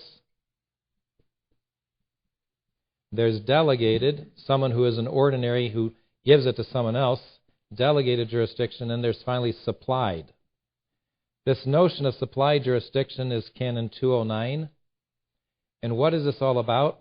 The Church wants to provide for our spiritual needs, so that in the event that someone can't get to a pastor to receive the sacraments and they're in danger of death, or not even in danger of death, if it's a situation which we're just about to explain, the Church can supply. So I'll give you the example. We've talked about this last year. If in normal times I'm from Omaha Diocese and I come to Spokane Diocese and I'm going to visit my brother, and let's say in normal times I go to a church and I just say for laughs, yeah, I'm going to hear confessions. The pastor's next door, he's in the rectory, he hears regularly confessions, he's in good health, he's available. But I go into the confessional, put the stole on, turn the light on. People that come to me for confession, their confessions are valid, but I commit a mortal sin. The Church, the moral theology does not even talk about whether it's a valid or invalid. Your confessions are valid because basically the Church will supply for your benefit. You don't have to go to the confessional, knock on the door, can I see your faculties? This is all in Latin. Can you read this to me? You don't have to do all that stuff. The Church supplies for your benefit. Now, that's what theologians teach. You commit a mortal sin if there's no need.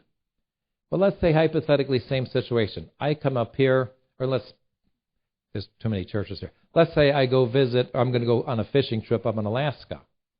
There's one church, one pastor, and he is very, very sick. Maybe he ate some crab and he got sick and he's just out of commission. He's vomiting, he's delirious, he can't talk, he can't delegate. So this happens on Saturday, you come Sunday morning, and he's very, very sick, he's incommunicable. You go into the church, the lines are lined up for confession. What are you going to do? St. Alphonsus Liguori, moral theologians say, the priest then goes into confession, hears the confessions are valid, and there's no sin committed at all, because there's a need. And they make a long list of Sundays, holy days of obligation. If someone is in a state of mortal sin and they're really troubled and they can't get to their pastor, he's not available, etc., etc. They give so many different reasons why the Church would supply. They don't even talk about, it's not a valid confession. That doesn't even enter the picture. The issue is whether someone commits a sin or not a sin by hearing those confessions. If there's a need, no sin. If there was no need, there is a sin. So in these times, when we get to this aspect of jurisdiction, there is no question about supplied jurisdiction. I just received on the internet somebody answering me or asking me this question about where do you get the authority to set up all these churches and chapels all over the country? I mean, it really bothers me. Who do you think you are? You think you're the Pope? No, I don't think I'm the Pope. But I do know that the mission of the church is to go teach all nations, to baptize, to hear confessions, to sanctify the faithful. I do know that in the absence of pastors, other ministers are obliged. But this is where I'd like to just give you some of my thoughts on this. Yes, it is true. There is no pope. We haven't had a pope for a long time. But does that mean that the bishops who are consecrated in these times of interregnum are zeros? I find this interesting, and I'm not saying in particular, this is over the last 21 years of being a bishop, when sometimes you need a priest, when a priest needs your backing, and you step in and tell the people, you got to do this, and you got to listen to the priest. And he's pounding, yeah, listen to the bishop. He's the bishop. You got to listen to him, yeah. But then if the priest gets out of line, you have to correct him. You don't got to know jurisdiction. Who are you telling me what to do? You know? It's like, wait a minute. I was good enough when I needed to tell your people to listen to you, but now it's a different story. That doesn't happen very often, but it has happened. I find it interesting that, when it doesn't suit their purpose, then they don't got any jurisdiction. So I would just say this. We're going to be reading right now, on the next page right here, on this side, the supplying of jurisdiction to bishops during the Great Western Schism. We've talked about this so often that I'm sure that you can do it in your sleep. But for those of you who forgot, we're going to review this very quickly. The Great Western Schism. It went on from 1378 to 1417. There were three claimants to be pope to papacy, and one was in Rome, and this was Urban VI. He was the true pope. The cardinals acknowledged him, but the whole quick summary of this was that prior to Urban VI, many of the popes were residing in Avignon. Way up there, the papal states were into France. Many of the cardinals were French. St. Catherine of Siena urged the Pope, come back to Rome. This is dividing the church. It's not good. Stop being in Avignon, come back to Rome. Pope came back to Rome, he died. So Urban VI was elected. Now, it is said in history that during the elections, the Italians were outside hollering, elect an Italian, elect an Italian. So Urban VI got elected. He was acknowledged for several months as being the true pope, but then he started to correct the cardinals. And the cardinals said, we had enough with this. You know what? I think we're under duress. There's a mob out there saying elect an Italian. This wasn't a free election. So they went to Avignon. And in Avignon, they elected their own Pope Clement. Now, this situation lasted a long time, and then there was people from both groups saying, this is ridiculous. A pope in Rome and a pope in Avignon, we got to save the day. So they went to Pisa, and they elected a third man pope. Okay, and this lasted nearly 40 years. So understanding the background of where they were coming from, finally, they said, okay, enough is enough. We can't have three people being pope. And let me just say this. They call it the Great Western Schism, but it wasn't a schism in the true sense of the word. There was no denial of the Pope's authority, denying the papacy like the Greek and Russian Orthodox. Everybody here recognized the papacy. They just weren't sure who was the true Pope. And after so many years, and you have theologians on both sides, saints on both sides, it got very confusing. So they decided, okay, everybody has to step down. We have to do this all over again. Now, we already talked about this in the objections to the Sedevacantist position about there were doubtful cardinals. The important point is this. Now, we know that the true pope was in Rome, but the other groups, they weren't sure. the other groups thought they had the true pope. What about the bishops that were appointed by this man who claimed to be pope, or this man who claimed to be pope? Now, Clement died, and they in turn elected another one. Urban died, they elected another one. So, I mean, this is really getting way out of whack. But the point to be made is that this is what this Father Timothy Zapayena says. He's a Jesuit, 1946. He's a very excellent Jesuit theologian. And he's, in his thesis, he's talking about how all authority comes from the Pope. So God gives the authority to the Pope, and from the Pope it goes to the rest of the Church. So having taught this and explained and defended his thesis about all authority comes from the Pope, he's the head of the Church, he starts to propose objections to his own thesis. Upon granting our thesis, there follow serious problems for the time of the Western Schism. Certainly a doubtful pope is no pope. However, during the whole time of the Western Schism, the true pope was doubtful. Therefore, there was none. Hence, he could not confer jurisdiction upon the bishops. It would follow, therefore, that the bishops confirmed by a doubtful pope lack true jurisdiction. The same may be said about priests who receive jurisdiction in the internal form from these bishops. But nevertheless, the bishops gathered in the Council of Constance supposed that they had power to convoke a council and prepare the schism. Therefore, and this is how he responds. So if you look on the left side, that's the Latin. This De Ecclesia Christi of this priest, the Jesuit theologian, was written in Latin. We're just translating in English here. A response. It will be permissible in the first place to turn back the argument upon the adversaries. The aforesaid difficulty presses them all in the same way as it does us. For all admit the bishops to exercise actual jurisdiction need either pontifical election or recognition. If a doubtful pope cannot confer jurisdiction, neither can he truly confirm a bishop who is chosen or consecrated. B, therefore let the response be direct. According to those things which we have said in Thesis 11a, the true pope was the Roman one, that is Urban VI and his successors. Therefore he was able to give jurisdiction even to the bishops of the other obediences, Avignon and Pisa, on account of the common error of the faithful together with the colored title. Even the election of Martin V seems to be explained by the faculty given to the council by Gregory XII. Now, Gregory XII was the successor of Urban VI. Before he stepped down, says, we convoke a council, they have to repair the schism. For the rest, if you figure those three popes to be null, if none of them are the pope, you ought to admit that jurisdiction is supplied on account of color of title, not indeed by the Church, which lacks the supreme power, but by Christ himself, who would confer jurisdiction on each of these anti-popes as much as was necessary.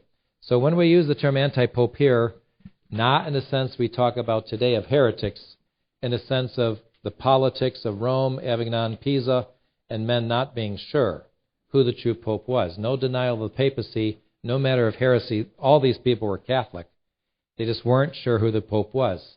So he's making it very clear that even if none of them were the pope, Christ himself would supply jurisdiction to the Church. This is the problem for those who, you can call them home aloners or anything else like that, who don't go anywhere. They're basically denying that Christ will be with his Church to the end of time. How can they say in the Creed, I believe in one holy Catholic apostolic Church? Apostolic succession, the succession coming from the bishops. I mean, if you don't have a bishop or bishops, how do you have apostolic succession?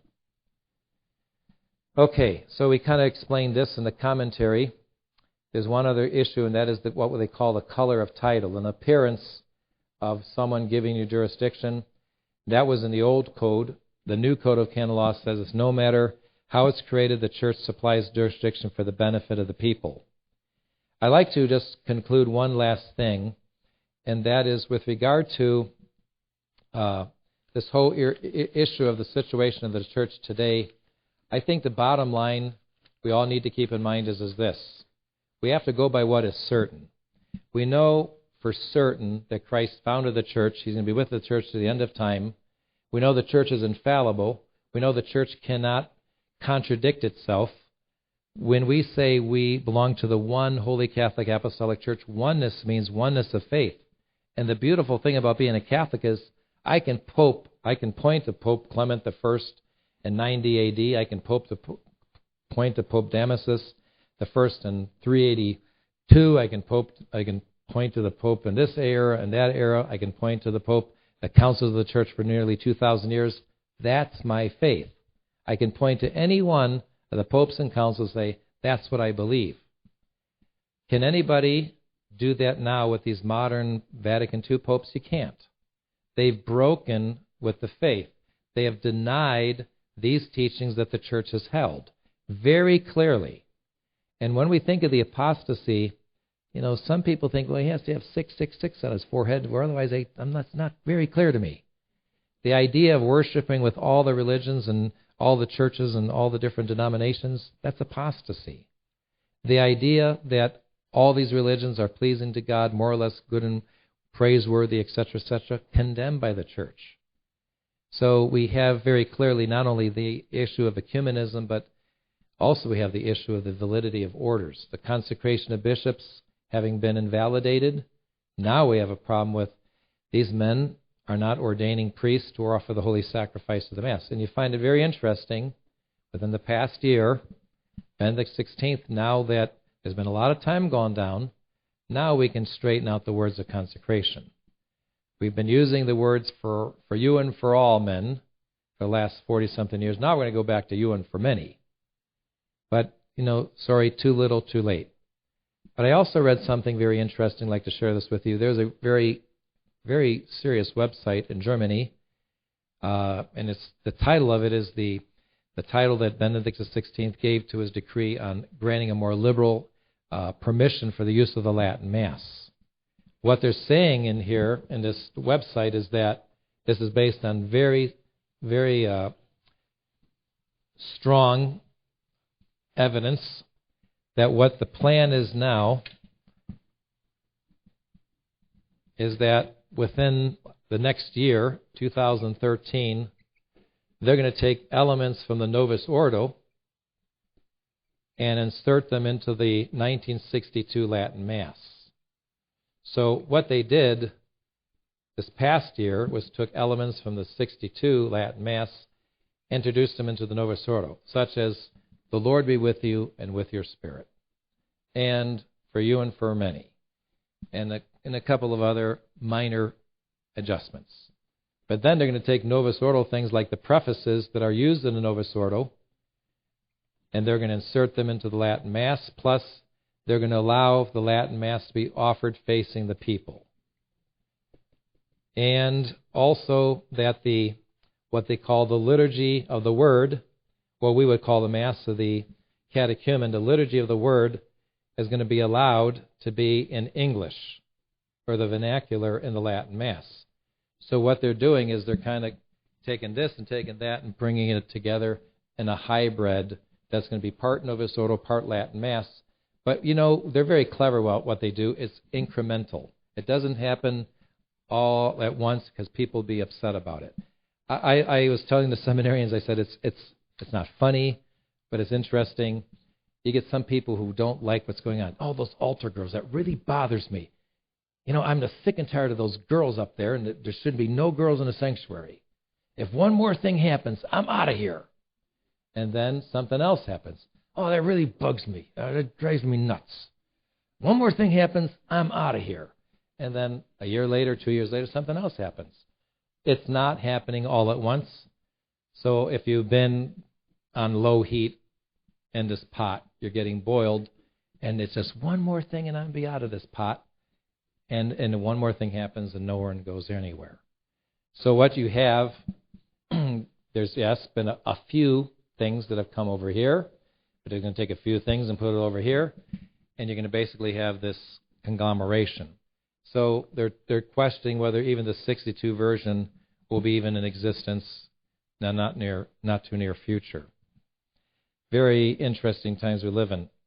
I'm going to take a look at, I had a number of lists of things that I kind of wrote down that I thought might be helpful.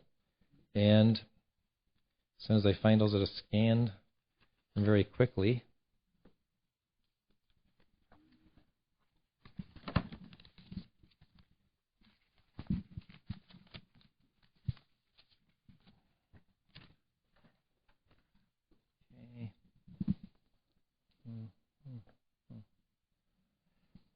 the last thing I could just share with you, this comes up every once in a while, is the issue of Bishop Took. Bishop Took, we know, consecrated Bishop Gerard de Laurier, Bishop Zamora, and Bishop Carmona. I never had the privilege of meeting Bishop Took, but I did know very well Bishop Carmona. And the thing I can say about Bishop Carmona is that he had been ordained in 1938. He was a professor in the seminary in Mexico. He was appointed pastor in Acapulco, our Divine Providence Church in Acapulco, and he had been, from 1958 on, the pastor there. When Vatican II came along, Father Carmona at the time didn't go along with the changes. He knew that they were wrong with the Novus Ordo, and Vatican II was no good, etc., etc. But the interesting thing is that because the government had taken control of all the churches in Mexico, when the bishop of Acapulco told Father Carmona, get out of that church, he said, no. The people want me here. I'm the pastor. I'm not going anywhere. So he appealed to the government, and the government says, we're not going to get involved. It's a church internal issue, and if the people want him, he stays. So it's interesting, the evil of the Masonic government of Mexico taking over the churches was a terrible thing, but here, so many years later, it works to our advantage. When Bishop Carmona died, and I was down in Mexico, and we worked with the priests down there, we were in churches, especially outside of Mexico City, where they had a list of the pastors there to go back to the 1600s. Never was a Novus Ordo offered in some of those churches. They were all Latin masses. It's an amazing thing. And the amazing thing, too, is that you have whole villages, like where there's some sisters down in Dos Caminos outside of Acapulco. You go there, and the mayor of the town is there to greet you. There's fireworks. They put flower lays. They process in right down the main streets of Dos Caminos. They're ringing the church bells. Everybody's waving to you, et cetera, et cetera. It's a big thing for the bishop to come for confirmation. And I asked the priest, I says, are there any Novus Ordo or modern Catholics there? They said, yeah. There's a priest that comes in once a month, and he has Mass in some home around here. So it's just the opposite of what we have here. I found it very interesting. But getting back to Bishop Carmona, I remember in 1987, somebody was floating around the idea that Bishop Carmona was consecrated by Bishop Took with the modern 1968 rite. So I thought, this is ridiculous. I had frequent flyer miles by then. I was flying often from Spokane to Omaha as a priest, so I flew down with Father Ephraim Cordova and talked to Bishop Carmona. Bishop Carmona said, listen, I was there. He wasn't. He followed the old rite. And in fact, in Germany, the publication Einsicht had published, it was 1908 Ratisbon edition of the Pontificale Romanum. No question about that. Bishop Carmona said, we had copies. Father Zamora and I, Bishop Zamora and I, both had copies of the Pontifical. Archbishop Took followed it exactly. Now we know Mario Dirksen had wrote an excellent article on the Took bishops. You can download it. It's 100 pages. He goes through a lot of different things that are very, very, to me, consequential, such as how many times Bishop Took actually consecrated bishops himself. He was the consecrator. How many times he was the assistant consecrator. He was familiar with the ceremonies. I have the original documentation written by Archbishop Took, his original saying, I, No Dim Took, Peter Martin No Dim Took, consecrated, Carmona, Rivera, Moise Carmona Rivera, to the episcopal dignity, and et cetera, written in perfect Latin. I have the original right there. If you look at our Bishop Took's public statement that the see was vacant, they actually have a picture in Einsicht of him reading this during his pontifical mass in Munich. There's a deacon and a subdeacon, two traditional priests assisting Bishop Took there when he reads this declaration. I have you can see his handwritten copy of his writing out this declaration. And on the back side, he lists, I think it was like 12 different sources for his evidence proving that, John Paul II wasn't a true pope and that the Mass had been destroyed and the Vatican II and the false ecumenism were heretical. So here's a man that's writing this thing in Latin. It's in detail. He's publicly reading this. He's offering Mass. He's administering the sacraments. I know seminarians who live with Bishop Took in New York. And they said, this idea that he was insane or crazy or, senile, that's just ridiculous. He prayed the office with us. We assisted at his Mass. There was on occasions he'd take us out to a restaurant. We dealt with him on a day-to-day basis. He was not senile. He was not crazy. He was not, out of his mind.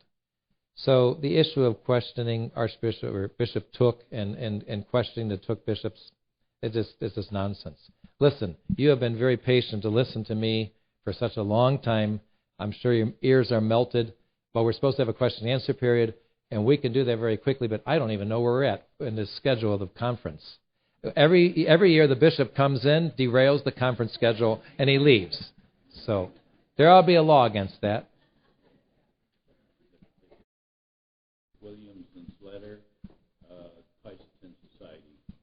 Well, I read, this is all that I read on the internet, that he and the other two bishops were in disfavor of what Bishop Fillet is doing. What's come of that, I don't know. Has anybody heard anything? I don't, I just offer Mass. I pray my rosary, pray my divine office. I teach 3 classes in the high school, 3 or 4 classes in the seminary. I'm busy all day. And after school, I get to my work, and I don't got time for, surfing the net and trying to figure out any extra stuff. But has anybody heard anything? Yes? No? Yes, have you heard? Okay, the question was that there was a letter issued by Bishop Williamson, one of the Society of St. Pius X bishops, really challenging Bishop Fillet's decision to try to negotiate with Rome.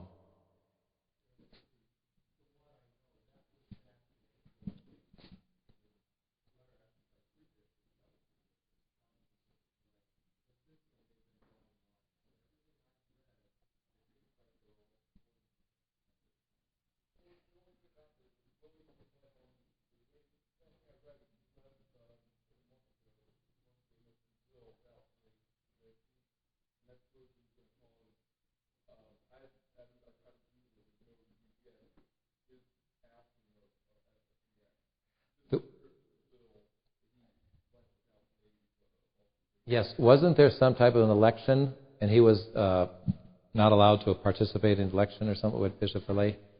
Chapter meeting? Okay, so he was not allowed to go to their general chapter. Any other questions? Yes.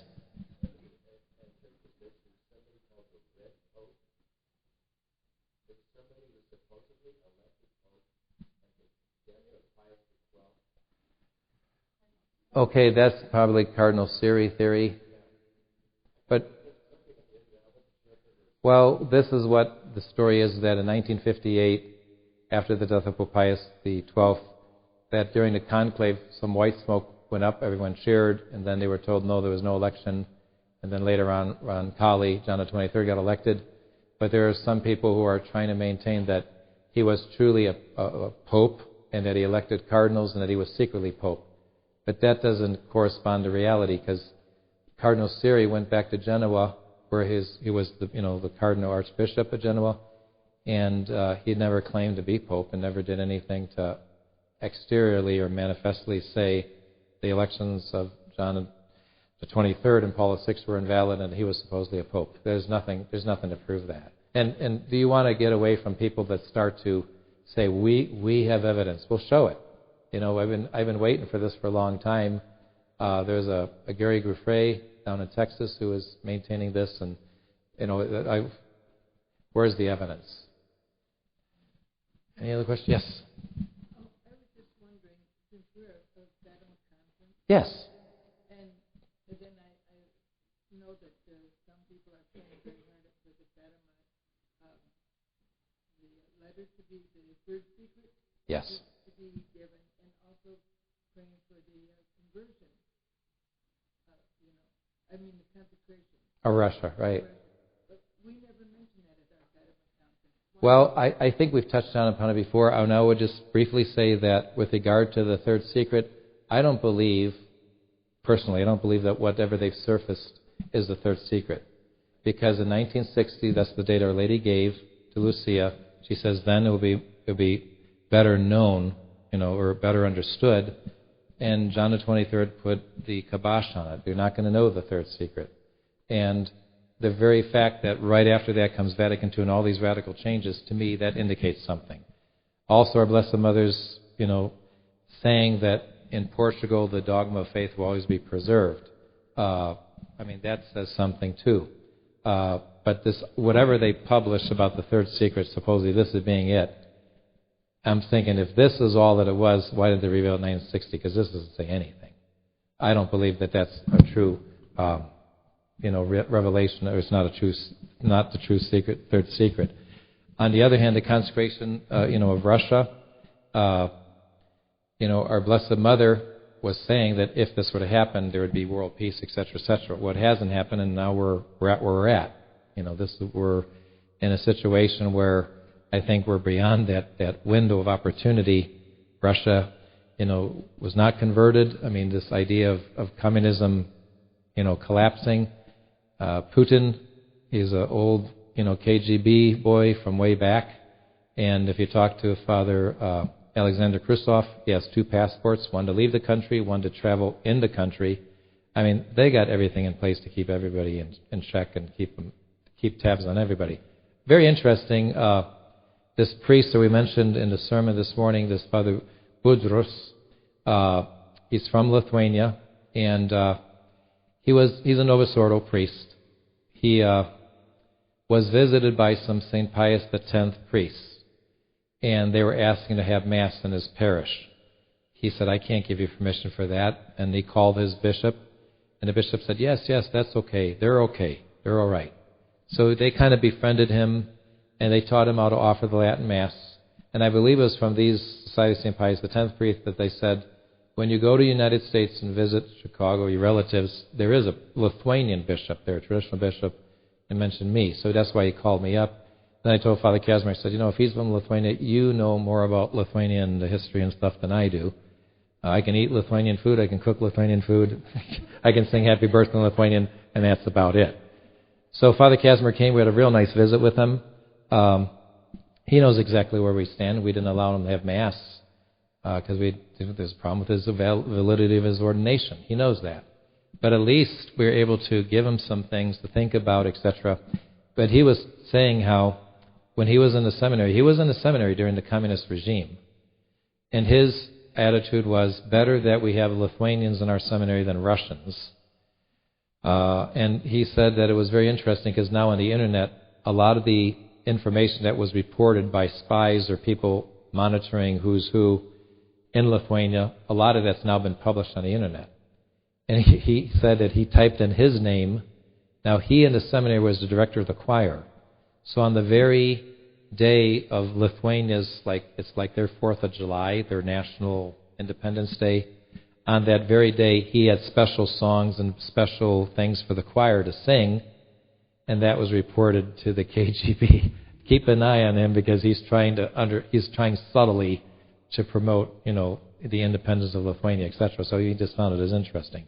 But the other point to be made is that we gave him the information. Father Oswald had an article on his journey, etc. We gave that to him. So he has all the information. What comes of it, we'll see. But it's interesting how,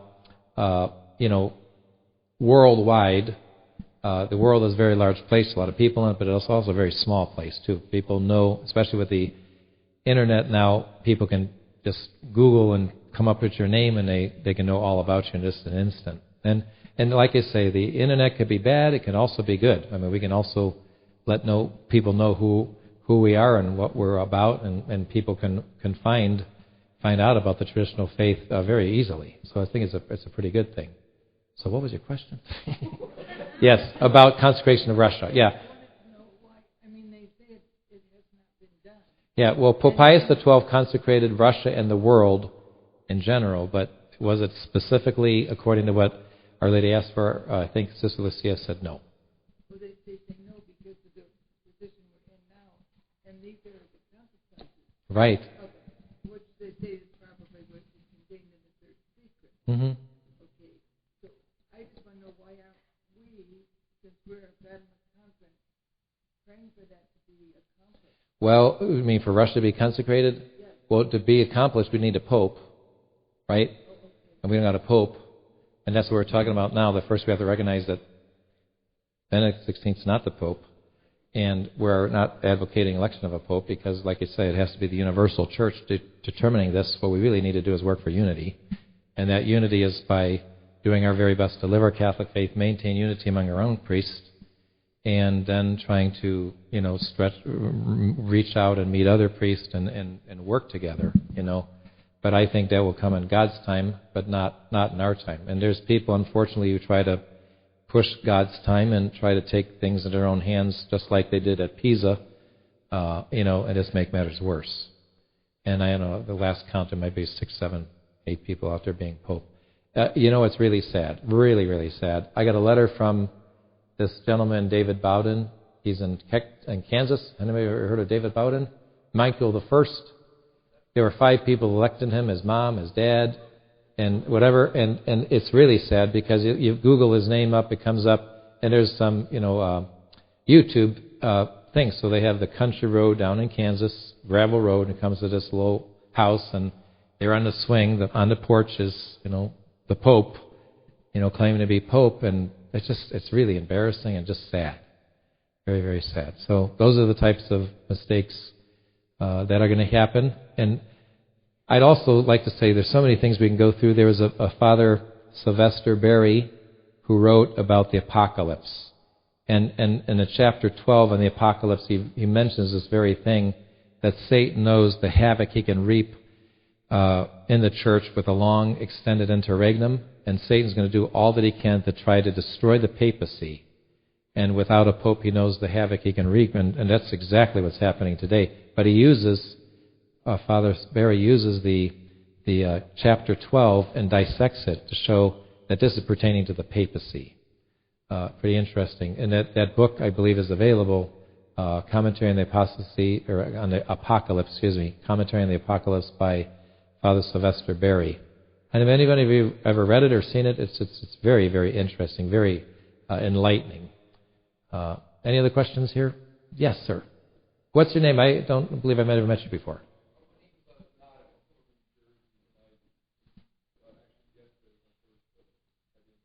Welcome. Good. And what's your question, sir?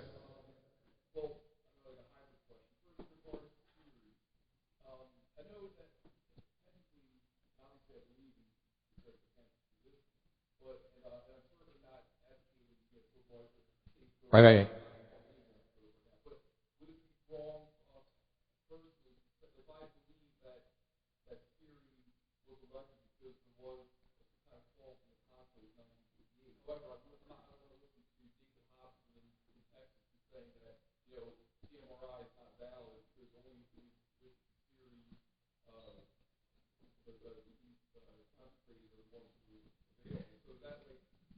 I don't think that's not a matter of heresy. It's just a matter of opinion. Do you remember the TV show when I was a little kid? It was What's My Line? Will the real bishops of Cardinal Siri please stand up? I mean, where are they? Let them stand up. Let them come forward. Well, Cardinal Siri, he had stayed in the see long after Vatican II. What did he do? What did he say? This is all, to me, kind of speculation. He didn't do anything to say, this was wrong and this is not the way it's supposed to be, and that I'm the real Pope. I mean, none of that came to light. So, where are they? Do you know, Kathleen? No.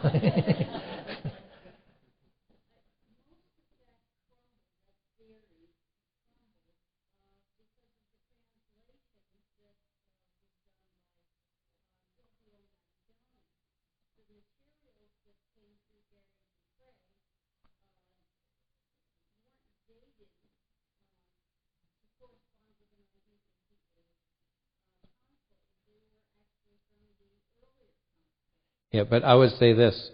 Did white smoke go up, and did they cheer and all those things? I believe those things happened. I've read it from other sources that did happen. But what actually happened during the conclave, we're going to never know. I do know this. The magazine 30 Days had an article right before Cardinal Siri died, And he was actually advocating, he would just wish that the secrecy of the conclave could be lifted. I mean, I actually read that and I'm thinking, there probably was things that happened that he couldn't make reference to, but did he ever do anything to proclaim anything? No. And he never, at least publicly functioned as Pope, so.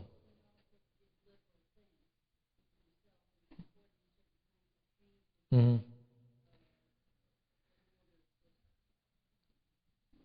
Any questions? Yes.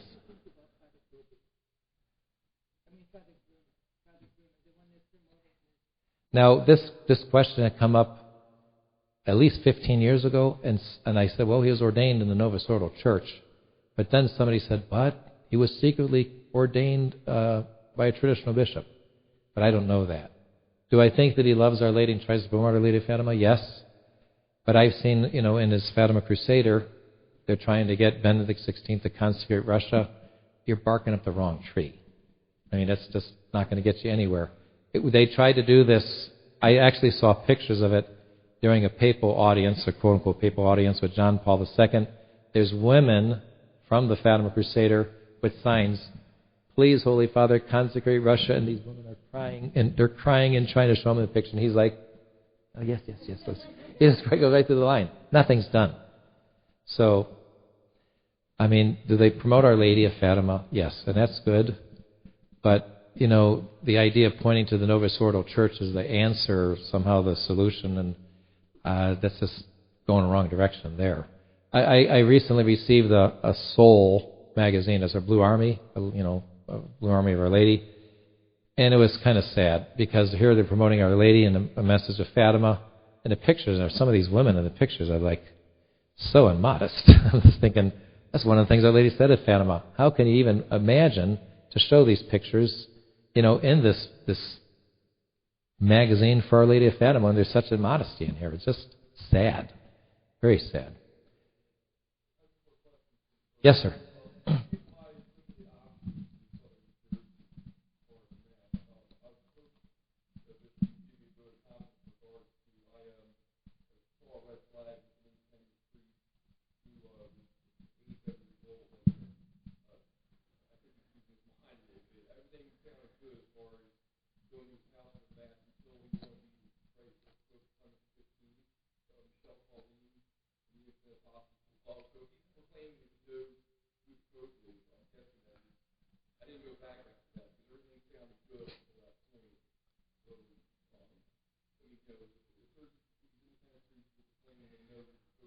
Yeah, well, let me just say this. In this day and age, there's so many priests out there. You got to track down who their lineage is, who ordained them, who consecrated them. And I think I could remember all the details on this one particular lineage here.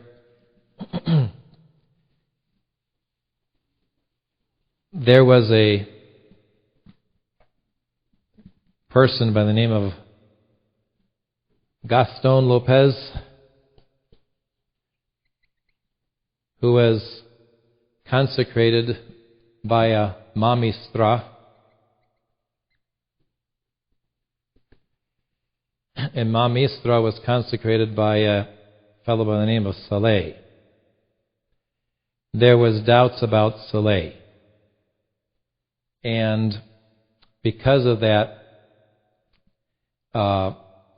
there were traditional bishops who, anybody who came from Saleh would do a conditional consecration. Gaston Lopez realized this, that there were doubts about Mamistra and Saleh, so he, in 1994, got consecrated again by a man by the name of Gerard Roux.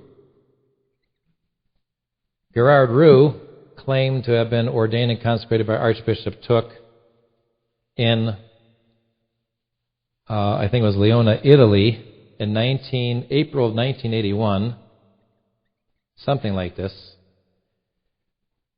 But the documentation he had was very, very questionable. It looked like a photocopy of a photocopy of a photocopy, and pasted and cut up and pasted and all this. But the people in Munich vouched for the fact that Bishop Took was in Munich at this date. So this was all bogus. So Gaston Lopez, who was ordained, I believe, in 92, consecrated, I say in 92 by Maestra, who was from Salé, realized his dilemma. So in 94, he went to Gerard Roux, but Gerard Roux realized that the cat was out of the bag to some degree, that he couldn't claim that Bishop Took ordained him because Bishop Took was in Munich and not in Italy. So in 1995, Roux got consecrated again. Now, this might sound confusing, but Roux had enough of a doubt that he went in 95 to find somebody else to consecrate him. And this was a Bedingfeld from Africa. So Gaston Lopez, doubt. Now, Gaston Lopez did a married man down in Mexico called Urbina. And Urbina did a priest who used to work with me, Father Jose Scatino. And Father Jose Scatino, for some reason or other, next thing you know, he got consecrated to bishop. And, when I go down there, I just have nothing to do with him, nothing to do with his priest. I mean, I have been visited, not by him, but by one of his priests, but I just tell him the problem is there's a doubt about this whole consecration of Father Scatino. There's a doubt about that. And this also has affected people here in the United States. There's different names floating around, etc., but ultimately, if they come back to Gaston Lopez, this is questionable. And, we get into issues. We talked about this Costa Duarte from Brazil.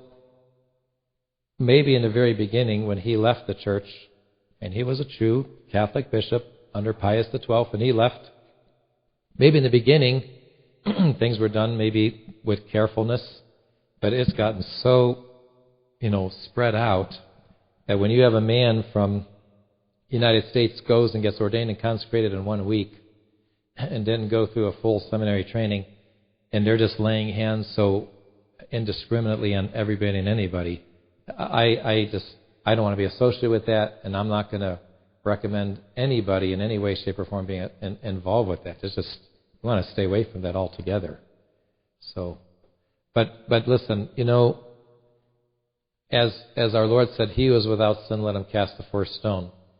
When I was a little boy in Chicago and Vatican II came along, my dad and mother were very much against Vatican II, against the changes.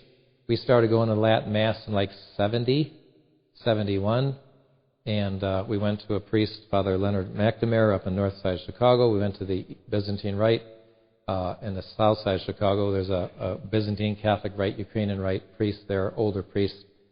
But, as the time goes on in the 70s, 80s, and whatever, there's all sorts of people who just come out of the woodwork and all of a sudden are claiming to be bishops, popes, not bishops and priests, and unfortunately now popes. And it's such a confusing mess.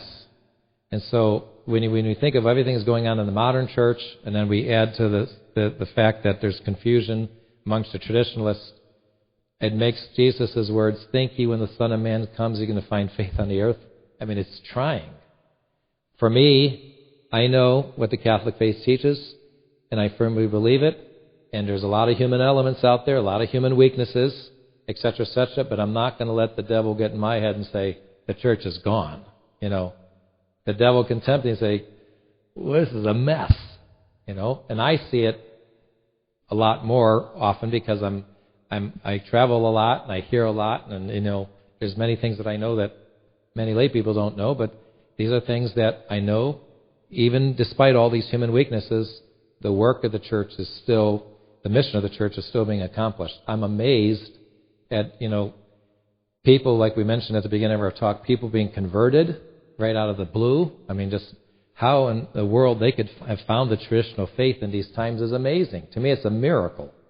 We're expanding so rapidly, it's very difficult to even keep up with everything. I mean, we're blessing new churches, we got new groups, and it's ever positive too. So there are some unfortunate things that happen in the traditional movement, but by and large, to me, it's all upbeat. that things are going very well, and it's extremely difficult to keep up on top of everything. And that's why we need vocations. We need to pray for vocations, because it's just really, our priests are doing extraordinary things. They're traveling in extraordinary distances, etc., etc., and they are, not getting any younger. And it's good. We're going to have a priest ordained in December. We have 2 deacons ordained after that. We have young men in the seminary. So things are going good. They could be better, but we work with what we got and do the best that we can, what God has allowed. And that's all we can do. We all have our limitations, etc. But, I would just say for you, maybe before you get involved with some priest or some place, maybe just give us a call. We'll do a little bit of background. Because there's sometimes he looks good. He's wearing a Roman collar. And he turns around and says, Dominus Vobiscum. It sounds pretty good. But there's more to it than that. So, and listen, I'm reassuring you that there isn't anybody out here, insofar as mistakes and situations, we're trying to be Catholic. And in the midst of this confusion of the apostasy, mistakes are made. So, God understands your desire is to be Catholic, and your struggle to be Catholic, and your searching. Sometimes we might meander into something we shouldn't get involved with, But there is a priest, Father Gabriel, one of our priests is in Boston, and I'm sure you could go to New Jersey or somehow work that out. What's that? No, you might think it's all confusion, but it's not. We're very organized. And it's just, when a priest calls me up and says, like Father Gerardo says, I want to go to Argentina. I got 2 weddings there. And I got to think, okay, if he's going to be gone here, we got to do this and this and this and this. But then there's other priests that have this or that to go to, so we got to kind of make sure that everyone's where they're supposed to be. And a lot of it's a matter of calculating distances with flight schedules, what works. We have churches that have Mass where they have the Blessed Sacrament, so we have to renew the Blessed Sacrament every 2 weeks. So we have to make sure we cover those places. And it's working out. What I do on a Sunday, I have 2 Masses, 8 and 10 in Omaha. Then I drive to O'Neill, which is 3 hours, 15 minutes there and back.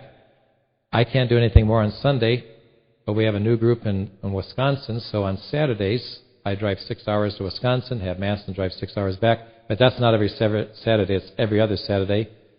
And on those off Saturdays, or off weekends that I can't go, Father Brendan, he has 2 Masses in St. Cloud, and then on the 2nd and 4th Sundays, he drives up to Brooks, northern Minnesota. So on the 1st and the 3rd, he goes to Wisconsin and covers this 3rd Mass in Wisconsin. So the people know we're doing the best that we can. That's all we can do. And if they have a Mass on Sunday one weekend, a Mass on Saturday next weekend, they know that's the best we can do. And I tell them I can't promise them what we can't give them. But I just reassure them that things get better. They do get better as we get new priests ordained. It eases off the tension, and things, are working out. But for me, the idea of traveling, we got accustomed to that. But when you see new people, and especially the children, and the people really appreciate your coming, that's to me what motivates and inspires me to think these good people really appreciate the Mass and sacraments. They're making progress spiritually. Their kids are growing up, and the faith is being instilled in them. That's what it's all about. And so we do the best that we can with what time we have. And when I travel, I meet people who are my age or younger, who are executives and working in corporations and companies, and they're doing the same thing for money. They're doing the same thing for a worldly cause, and we can at least do as good as them or better for the cause of God. That's just, to me, this makes just what we should be doing. Any other questions here? About 32, 33. Last time I counted. Yes. And hey, your cell phone went off right in the middle of my talk. You should just turned it off. You were talking out loud. Go ahead. I forgive you. I forgive you.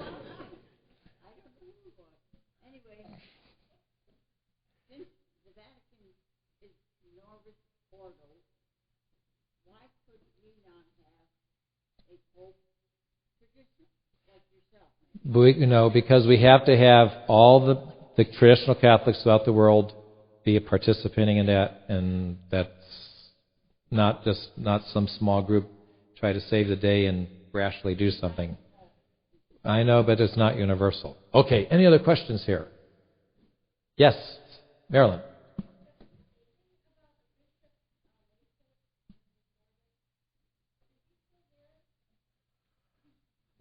I've heard of his name, but there's been a number of bishops around, and I could have to Google his name. Father Casimir is always good at that. I call Father Casimir, can you Google this name and tell me what's it about? And then he'll fax it to me or email me, and I'll pick it up because, if any of you send me an email and think, what's the matter with him? I wrote him yesterday.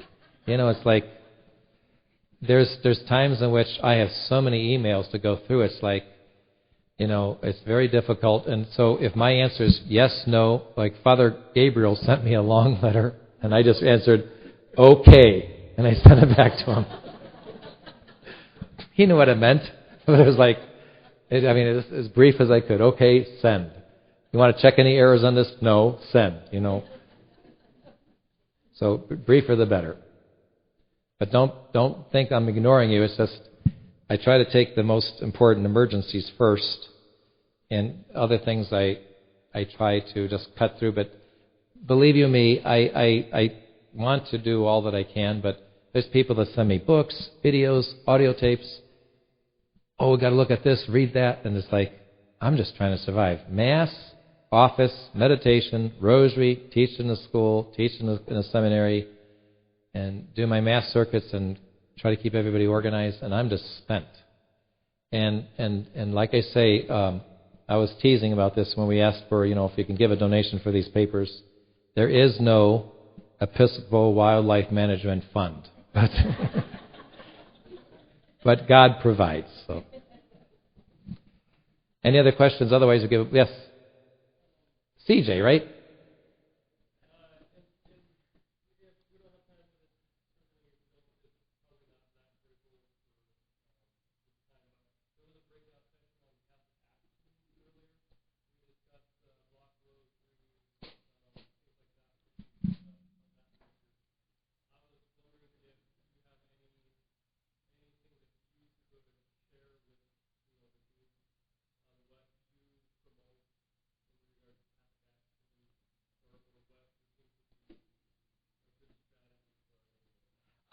Thank you. I believe that all of us should be well prepared to try to do as much as we can and be people of opportunity. Have extra brown scapulars with you. There's tons of people that I meet, even in the airport. Somebody comes up crying, saying, I just got a bad phone call. My family has cancer. Could you pray for them? I said, yes. And if you're going to see them, give them a brown scapular. Here's a rosary. Remember the rosary? I was driving in Omaha doing a quick errand, and I bring my dog with me. And I got to tell you this might be another odd sum, back of the odd sum, but Father Francis Connell, I was looking up in the stacks, and he had a moral question about the pastor's dog in there. So I was thinking, I got to put that in there. I thought it was pretty interesting. But I'm driving, my rosary's hanging down from my rearview mirror, and a dog's barking like heck at this guy next to me in a truck. And I go look over to see him, and he yells at me, Father, did you teach your dog how to pray the rosary yet? I says, he's learning. And then they took off. But if I'm at the airport and I didn't pray my rosary, taking your rosary out and just walking with the rosary, people see that.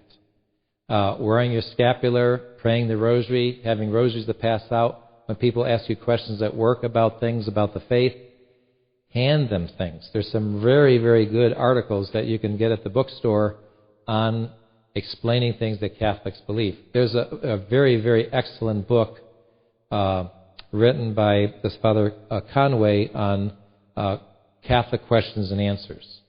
And there's a miniature book on that, and just glancing through that, you really get to understand key things that Protestants ask. Like one question, why is there a difference between the Protestant 10 Commandments and our 10 Commandments?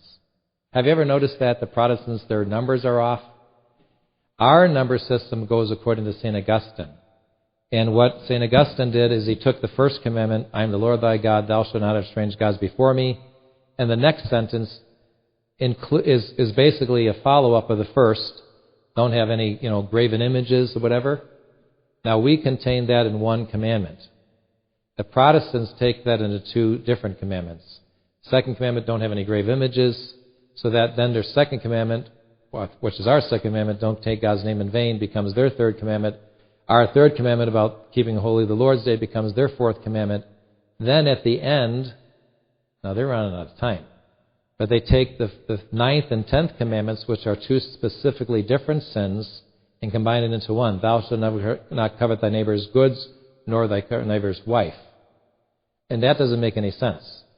I mean, it makes sense, obviously, you shouldn't covet, but they're combining in one commandment two distinct sins. The desire of adultery, the desire of stealing are two distinct sins, just like adultery and stealing are two distinct sins. And yet they divide the first commandment, which graven images falls under the category of false gods. There was a beautiful comment by Father Conway on the issue of the virginity of Our Lady, that in the Old Testament word Alma is always applied to a virgin, an unmarried virgin. And that is the word that was used by Isaiah in 7:14. Behold, a virgin shall conceive and bear a son. And if you take the Greek translation of Alma, I think it's Pathana or something like that, when the Jews translated from the Hebrew into Greek the Septuagint, they used the Greek word that unequivocally means a virgin. And then he goes on to say, why is it that we say our Blessed Mother was a virgin, ever virgin, before, at the time of the birth, and after the birth of Christ? And he goes through all these explanations of all these passages of the brethren of the Lord, the brethren of the Lord. He shows very clearly they were not children of Our Lady. And he proves it very, very succinctly. But I would just like to encourage you, steady your faith, and when there's things that you can learn more, or if questions come up, ask one of the priests. But you give a good answer to a Protestant, it gets them thinking. And then when you can do your best, I'm not in favor of getting in people's faces and trying to lecture them or get on a soapbox at your office or where you work.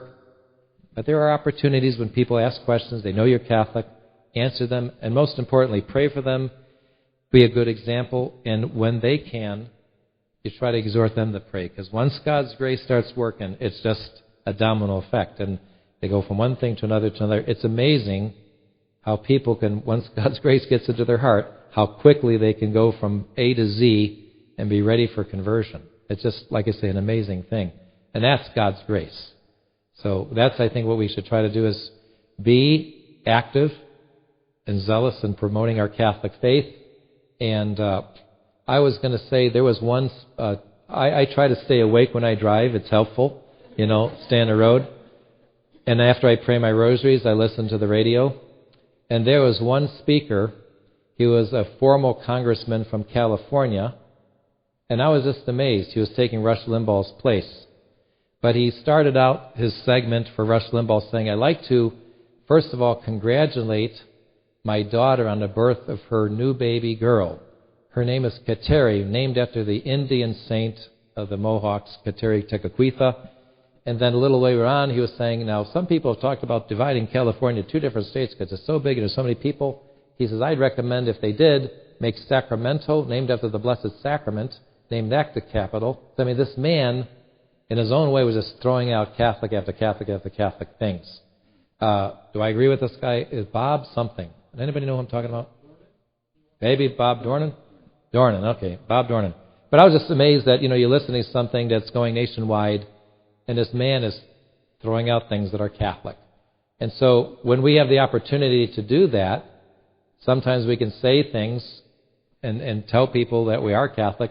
It gets them thinking. I was in Los Angeles. The guy at the ticket counter was flying back to Omaha. I says, where are you going to, Father? He says, I'm going to Omaha. He says, you're going back to reality. This isn't reality here. This is a rat race here. And he said, so you're a priest? I says, I'm a traditional priest. We do it the old way. He says, no meat on Friday. He says, we know the agreement between the Pope and the fish industry to pass that law. And I think, I said, there's no agreement. I say, tell me, who was the Pope? What year was that anyway? What was the name of the fishing industry anyway? I mean, he was just throwing out a typical Protestant, dig. But he was doing it in jest and not going to take it seriously. Any other questions? Yes. Oh, yes. Kathleen, as you know, takes a lot of time to put out the 4 marks. There are some very beautiful articles in there. And if anyone does not get the 4 marks, who's interested in the 4 marks, Kathleen, why don't you raise your hand? There she is. And she has these sign-up things with regard to the 4 marks, etc., etc. And you're more than welcome to see her. And she's online at www.the4marks.com. Okay? Anything else I can say? It's a great paper. Listen, thank you very much for your patience. And insofar as, like I say, we passed out some things. Why? We could put things on the screen, but you're not going to remember them. At least you can take these things home, and you have something to fall back on. If the question or situation comes up, you say, what did he say? Oh, it's right here. Thank you for your time. Yes?